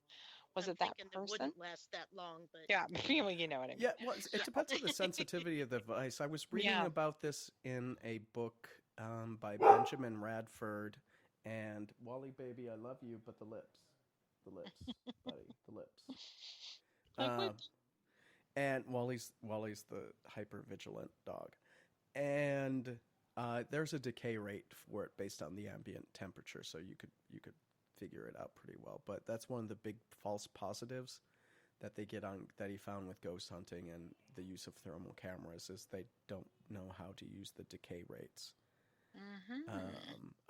of heat. So you don't really get it from the cold spot perspective, you get it from the hot spot perspective. Exactly. So because I have a FLIR that's pretty sensitive, and I've had handprints last like the heat signature outline and stuff lasts for a good 10 minutes at room temperature before. And also too, it just depends too. Like I mean, some of the places that you sit, if your butt's nice and warm, it's going to stay for quite a while. Mm-hmm. You It, radiate much heat. yeah, yeah. You wouldn't believe how long some of those stay because you're like, sometimes you'll see a handprint, someplace on something, and it's like, how long ago was somebody in here? And then, Hmm. it's like, And how long did they lean against the wall or whatever? And yeah. mhm, Hmm. exactly. As the other thing I want to do, I made this as like one of my commitments earlier in the year, and I haven't done anything, and that would be I wanted to go back to using normal light because everything is infrared or full spectrum, but the most convincing evidence has come from normal light. And then I also wanted to test starlight cams. Yeah, I was wondering about that. I was looking at pricing for those Starlight cameras, and yeah, I think that's going to be one of my next. Yeah, so I think I'm going to get Flex 2 and a starlight cam, but the starlight cam reminds me of the DVR system that we use. Right. So that means you have to be extra vigilant and, watch it. And I don't really know if Can they you record set it up video. as one of the cameras for the DVR I system? bet you can. I bet you can. That's what But I was thinking. we have to check the connections on it. Mhm. So I mean, I'll go ahead and get one, but I'll probably do. No, I'll bump up the Starlight Cam because I know Ross has been wanting to test them and stuff like that. And they only do natural light, so. Yeah, it's really fascinating, Wendy. It's the camera that um instead of night vision, it's kind of what would you say? It It just kind of it's got a really wide open aperture and lets like in ISO, really lets in a lot of light, so you can see in the dark like it's normal. like it's Right, daytime. right, like a fully dilated eye. Yeah. Right, basically, Yeah, yeah. essentially. Mhm. So let me.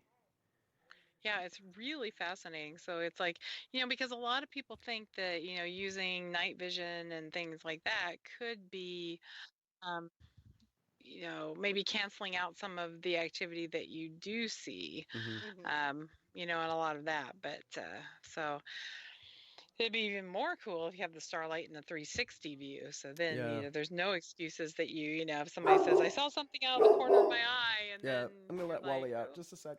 okay, so Wally. But people say like I saw something out of the corner of my eye, but if you're doing 360, they will see what you saw out of the corner of I'm gonna your leave that. eye. Ooh, uh-huh.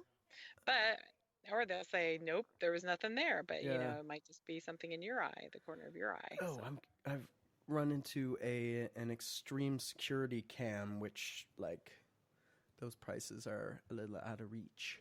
yeah, I understand that. But It's like, we got 1080p 5 times. Oh, it's the same setup as the DVR system we have.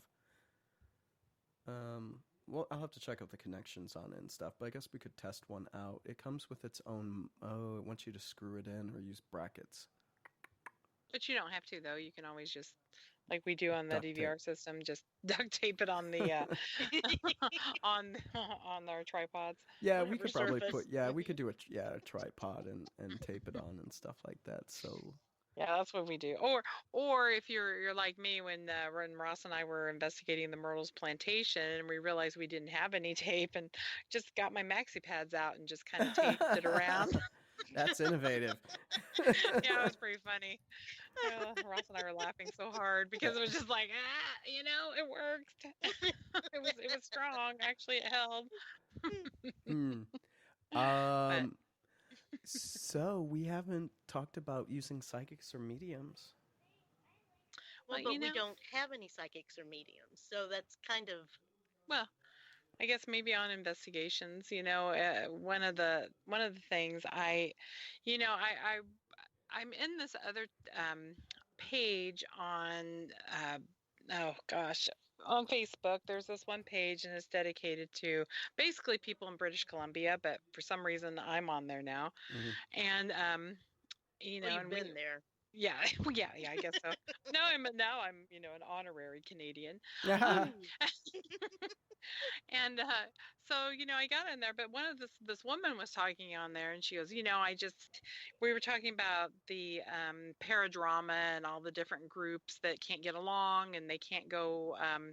They don't want to share any of their evidence. They want to keep everything secretive and all this other stuff. And anyway, she was talking about how she feels really abused most of the time because she calls herself a psychic, and she says that anytime she says she feels something or blah blah blah blah, she sees the other investigators looking at each other and giving each other these side glances and rolling their eyes and all this stuff, and she feels really disrespected, I guess. And I was trying to explain to her that there's a lot of people that are fakes out there. There's a lot of people that claim to be psychic. It's like the one guy on one of our investigations, when I was saying, oh, which I'm not supposed to be saying out loud, but I said, oh, my right arm is feeling really cold. And all of a sudden, I'm using air quotes, the psychic guy goes, oh, yes, I wanted to tell you that something is manifesting on your right hand side. Oh. It's like, if I would have written that down saying, I felt really cold, and if he would have written it down saying, I was looking over at June, and all of a sudden it looked like something was manifesting on her right hand side, that would give it so much more credibility. Yes. Yes. Yeah, But so yeah. Go ahead, finish. No, I was just going to say it was just really, something I was trying to explain to her, that there are a lot of charlatans out there. Mm-hmm. And the only way you're going to be able to present yourself as a psychic is to prove yourself. Mhm. And I have met, dozens and dozens and dozens of people who claim to be psychic. And I've only met one person, maybe one and a half people, that have really knocked my socks off. Yeah. Yeah, I've met two. But I think, like, I should. So with psychics, like, I guess, should we bring in personal experiences as part of our Sure. ghost hunts data collection? Because, like, when it's just me, I never put it in my reports. But if someone else on the team, and I don't know why it always happens with Bob from A Ghost, Yeah. where we were at Port Gamble, the Walker Ames house, and we both had a similar experience with seeing something.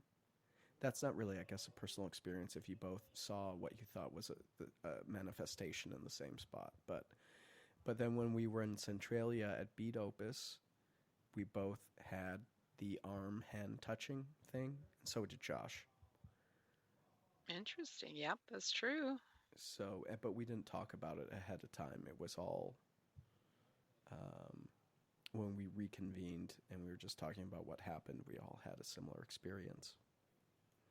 But I guess that wouldn't be considered a psychic type Well, encounter. I mean, I don't know. in a sense, and that's one of the really important things, when those things do happen and we write it down instead of telling each other about it. It kind of makes it go, oh, I don't know. Validates itself. Yeah, it somehow. validates it, just to make it more credible, that it's like, oh, by the way, this, when I walked into this room, I got this horrible, horrible headache, or I felt really sick to my stomach. And then all of a sudden you find out that two other people who walked into the same room at the same time had a horrible headache and got really sick to their stomach, which is very bizarre, Mhm. or there's, black mold in there, and Yeah. everybody should And get out. everybody's getting Yeah. yeah. Yeah. Ooh, that's a lovely picture of the Walker Ames house. If you're seeing our Thank you. chat, it's absolute. What filter was that? I don't know if it was actually at sunset, so I just kind of think I enhanced the colors a little bit. Okay, that's nice. So yeah, it was just kind of nice. Thank Very you. pretty. It's a beautiful house. It really is. It's Mhm. one of my favorite places. Yeah, and every time I go, I've had an encounter there. But I get a little bit of everything when I go there. So I had personal experience, had trigger objects moving, engagement objects and stuff. I didn't get any EVP. But Yeah. I had that crazy personal experience on the second floor where there's the stairs that go up to the attic, and it feels like I start getting like a migraine when I'm on the second floor by those stairs. Interesting. And that's, that's where they talk Yeah. about some kind of entity that keeps the kids upstairs, if you Yeah. believe that hype. But I always have an experience there. Either someone's pushing in on my temples or I start to get a headache. Yeah, it's an amazing place, and I can't tell you how many probably ghost hunting teams have been through that house investigating it. But yeah, we've had a lot of experiences there. I can honestly say I've probably investigated that place at least 20 times. Oh, wow. Um, and like some of I mean, I would say half of the times I've been there have been very active, and the other half have been absolutely nothing. Okay. It's really fascinating. I don't know what is different. I try to notice what is the same, what's different, and why. It's like that one night we had one thing after another happen, like a door slam upstairs, and we were seeing these little lights in the basement just kind of, floating around, couldn't figure out where they were coming from. Um, there was like a disembodied voice, Yeah, saying some things. I It got a was just like, disembodied voice there too. yeah, So that's one place one where I'll thing use after a spirit another. box. Normally I hate spirit boxes, but I'll use a spirit box at the Walker Ames house.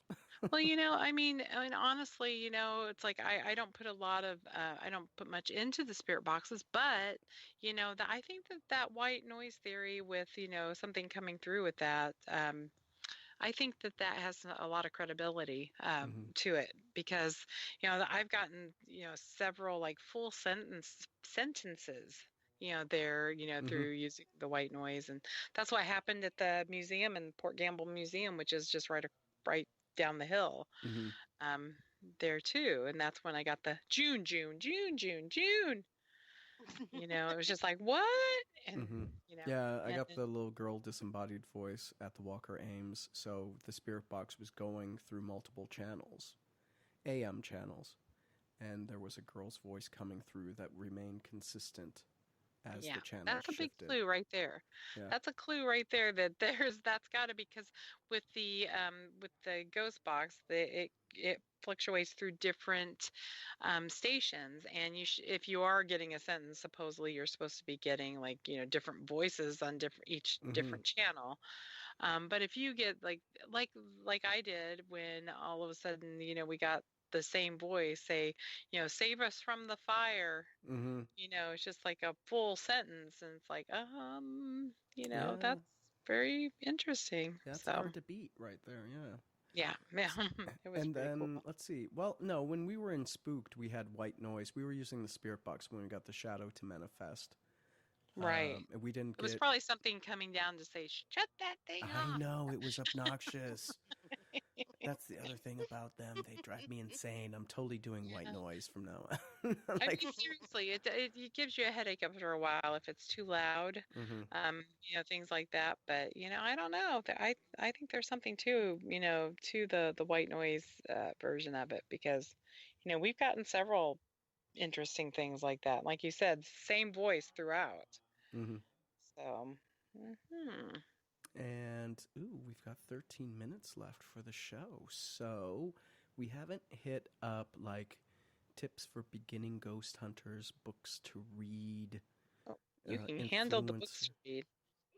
What's that? What's your favorite books for the Oh, beginning ghost hunter to read? well, I did an update recently, but my original list, if I go back, um, I think I think we could all do better research on haunts. So, like the background, property records, all Right, that I stuff. agree. We used to actually have somebody that did that Okay. in our group, which was so nice because she knew where to go. She knew what different places to research. I mean, Mm. to really get in there to find and police records and Hmm. history of the property. I mean, it was so nice. And then, of course, she moved away, and Uh, then nobody has like really, stepped up to it. I've got so much to do myself with so many other things that I'm doing. It's just like, I don't want to take that on because it's Yeah, because once you start that, it's a rabbit hole. yeah, it is. You- Yeah, it's true. Maybe I can make a pitch for Sandy because I know she's listening and she likes to do these things. Oh, if she would have fun doing that, because it can be really fun, It can be. you I mean, I know. love it. Yeah, I was going to say because I don't mind doing it because but I don't know a lot of places to look, and I haven't really looked into all the places to look, which So there is a book that I have in my library. Maybe I need to donate it. It's one of my favorites. It's Ghost Hunter's Research Guide to Free Internet Resources by Elizabeth Egan Cox. I And could even write that, it's got how to find, through online records, real estate, archival, criminal, grave, like geological records, all that Mhm. stuff. But I totally agree with you on that. I really, because there are a few places that I would really like to know the history of it. That one place in Everett, I really, there was a house that we were investigating, and it was supposed to be, a newer house. And I was Mm-hmm. like, what is on this property before? Because, we got some really interesting EVPs. And, was there something on the property, or is this something that might be attached to this woman, that's following her around? Um, but if I just really wish I would have, gone a lot further Mm-hmm. into the research part. But like I said, once I start doing that, I go down the rabbit hole. I'm not going to have time for anything else Yeah. that Yeah. I'm doing. Yeah. But So it's always. I'd love to have somebody if they'd like to do it. And that's why I really would like to have real estate agents. I would love to have a real estate agent, you know, on our team too, just to, because they usually know a lot Mm-hmm. of things like that too. Totally But agree. yeah, I agree. I really think what we need to be a lot more stricter on that Yeah. because right now we're not even, like, oh, I just kind of Google them, Google Maps. There it is. Yeah. No. So You know. when we did, and Sandy was super helpful for this, when we went out to Black Diamond, Hmm. just for the haunted expedition, and I think Preston, Sandy did a lot of research into Black Diamond, and like we had linked to um, the University of Washington has a huge department on Oh, geology and right. stuff, and Yeah. so we Hmm. got the maps of the mines and where everyone died in the mines in the disasters there, and so we linked out to them as well. And with Preston, we found a lot of articles about the kids Oh, that were there and the cool. crimes they committed and who the like security people were and stuff. So that was really interesting to read. Um, but That's really fascinating. another book I have, it's a little out. It's outdated now, but Strange Frequencies: A Practical Guide to Paranormal Tech, because it talks about how sound waves work, how magnetic energy works, the devices, what they're really designed for. It's not that big of Ooh, a book, but Strange Frequencies: A Practical Guide to Paranormal Technology by Craig. I think it's Telesha, Telesha. That's a good one because a lot of people don't know how to use the equipment. that's true. That is really true. Sometimes it's like even when I'm reading the manual, I'm just like, what in the hell? And luckily, I usually have somebody that knows what they're doing, and I say, okay, how do you use this? Yeah, Like, yeah, that's yeah. always a good one. And then let's see. Oh, for a textbook, I love this one. Picture Yourself Ghost Hunting by Chris Balzano, which it's written like a textbook. It's got CDs with actuals, or yeah, DVDs with actual investigation. So it's a little dated. I think it's from 2008, right? Because I don't have a DVD player anymore. I mean, But I don't either. Even my but computer doesn't. it's a Oh, great book. It shows you how ghost photographs can be faked, all that stuff. oh, nice. Oh, Let's. we can't forget My Haunted Journal by Oh, Ross Allison. yes, that's on my next one. So I was going off my 2014 list. I have my 2019 list here. Okay. And Yes, I Ross. was gonna say because actually that um I'm not just saying it to be because I'm biased, Mhm. but that haunted journal is actually really good if you're beginning or if you think your house has any entities in it. Yeah. really good book for that. Yep, came out 2016, available on Amazon. I have it. I put it on my 2019 list because I did Nice. it 2014 and it had been 5 years, so I didn't update.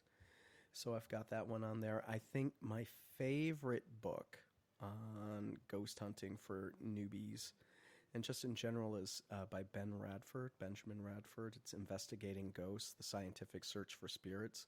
So he's a huge skeptic, okay?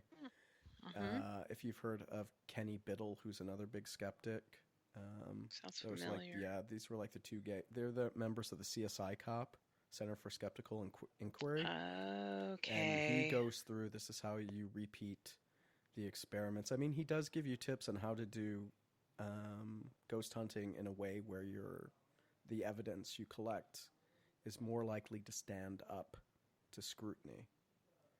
Nice. He does explain how EVP works, and even if you have the digital recorder, how it can make mistakes.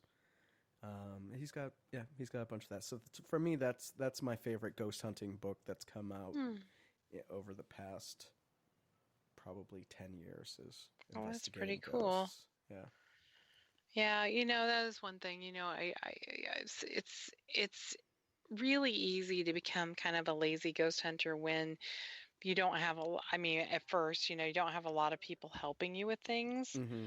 And then you just get to the point where it's just like, yeah, I'm just going to grab my recorder, my camera, and go out there. And, because it's just like, I don't want to lug all this stuff because, for one thing, I'm not supposed to carry all this heavy stuff. And it's just like, screw it, and all this stuff. And then you kind of get into that lazy ghost hunter kind of, thing. But now in our group, we have actually people that are helping and Mm-hmm. everything else like that. I gotta step it up now. So that's my thing now. So it's just like one of those things where, now that I have help and if I actually delegate help, which is even better. It's hard to delegate when you've been, people drop the ball so much, but Yes, it Yeah. really is. Yeah, but I have to. there's a it's a good group of folks this time around. Yes, we really do that, aren't dropping balls so much. So let me drop links to my best ghost hunting books Nice. in the But chat. yeah, that's like, but Sorry. yeah, I really think the research thing has to get up there again. Yeah, for sure. Yeah. But I'd like to see the first book you mentioned about the resources online for yeah. records. Yeah. Let me see if I can. I'll put a link to that one. I love that. Yeah, I've do got a that copy. 'cause I don't know would if it's really in like print, to. but it might be available in the secondary market. So let me go out to the big A. Okay. And Mhm. put the name of the book. She actually she read this article and she sent me a really nice thank you. She lives in Southern California. Oh, nice. Okay. Yeah, because it's just, yeah, it's really cool. And one thing I started doing too is I subscribed for a while to the old newspaper articles and Mm, archives, and that was so fascinating. But it's horrible because once you start like getting on something, you search for dates and you search for like words in all these old newspaper Keywords. articles. mm-hmm. Oh my gosh, 3 hours pass, and I'm still like reading these articles about. And then you think, man, I haven't been to Tinkle, and then you go, oh God, I gotta tinkle. Yeah, exactly. I gotta get up quick. Emergency, emergency. Exactly. Um, I Make a path. doesn't look Exactly. like it's available I wonder if they have any. anything else like it. There's got to be others. Yeah, so let me Like just do maybe Ghost some Hunters update. Research Guide. Yeah, I need to probably do that too. If not, like I said, I've got the book I can bring in, but I'm not. Oh, I found it. It is Ooh, not yay. available in print. Let me see what's going for. Wow, that's pricey.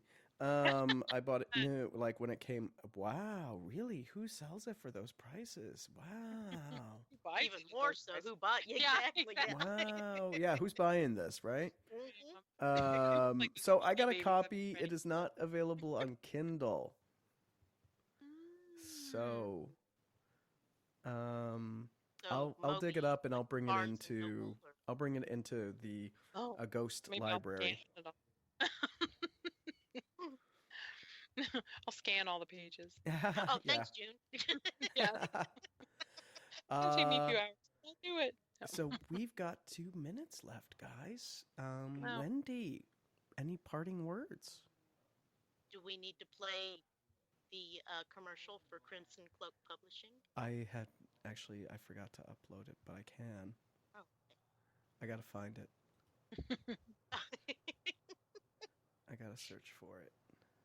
Well, Anyway, no, if anybody did with us, thank you. yes, thank you all for going on this little journey with us this evening. Sorry that our scheduled guest wasn't feeling well, so he canceled. And next week, I believe we've got Denise Pridemore coming on, and she'll talk about she's involved in Spook Show Con up in Alton, Illinois, and we'll discuss that in depth, and Pridemore Paranormal, and we can even get her to talk about the Sally House if you guys want to. I would love to. Yeah. I know that she loves the Malvern Manor and places like that up in Alton, and she's from a little podunk town in Kansas. So Nice. yep. So Cool stuff. I found the Patch Man. I have uploaded it. So I'll play that, then I'll play our outro track. Well, thank you. Thank you. Yeah. So to Carly, thank you for letting us invade your space here on Crimson Yes. Cloak Radio Network. Yes, thank we you. appreciate it greatly. And June, for any parting words from you before we go as well? Just thanks for listening to us kind of ramble a little bit and all our fun investigations and equipment, psychics. Yes.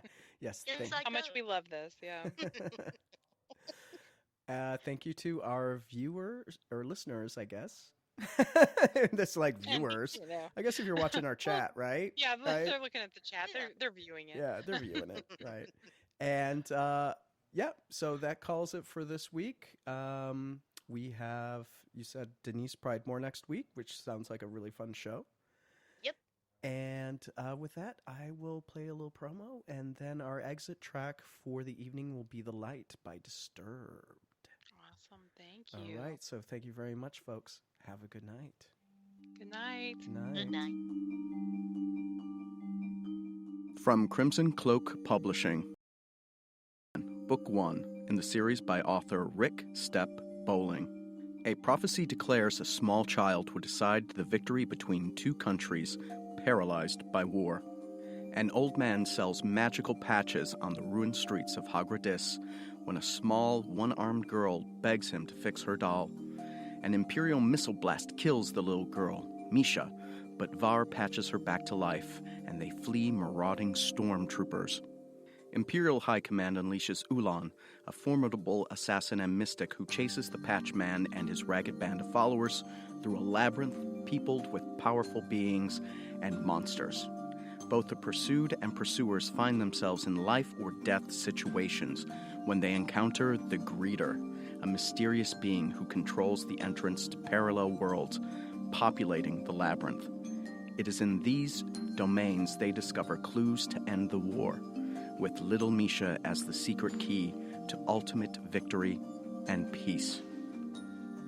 Patchman is available now on Amazon and through all major retailers, ebook and paperback versions available from Crimson Cloak Publishing.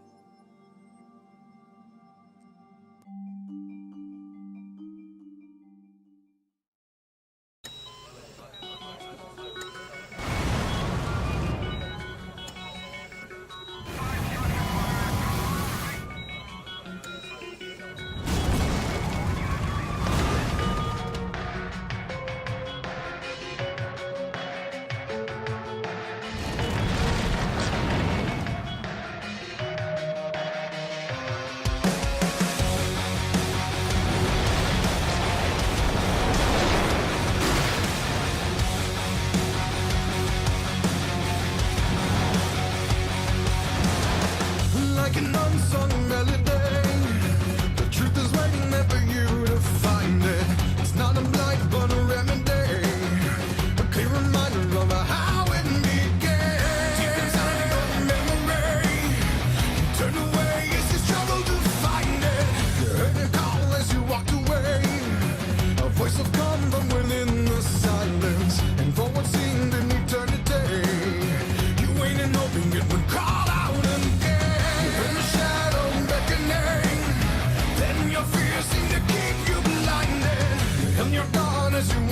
away. When you think of this forsaken, listen to me now. You need never feel broken again. Sometimes darkness can show you the light.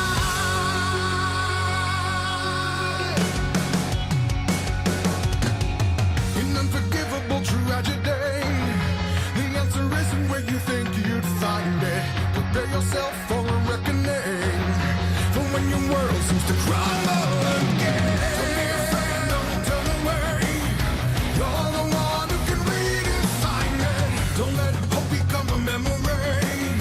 Let the shadow permeate your mind and reveal the thoughts that were tucked away, so that the door can be opened again. Within your darkest memories lies the answer if you dare to find it. Don't let hope become a memory. When you think of this forsaken, listen to me now. You need never feel broken again. Sometimes darkness can show you the light.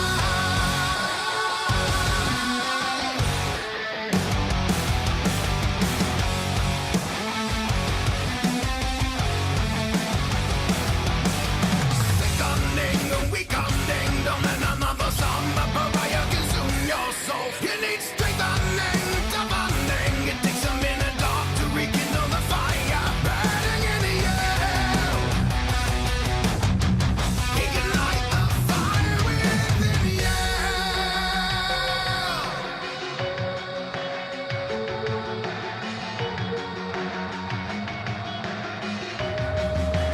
When you think of this forsaken, listen to me now. You need never feel broken again. Sometimes darkness can show you the light. Don't ignore, listen to me now. You need never feel broken again. Sometimes darkness can show you the light.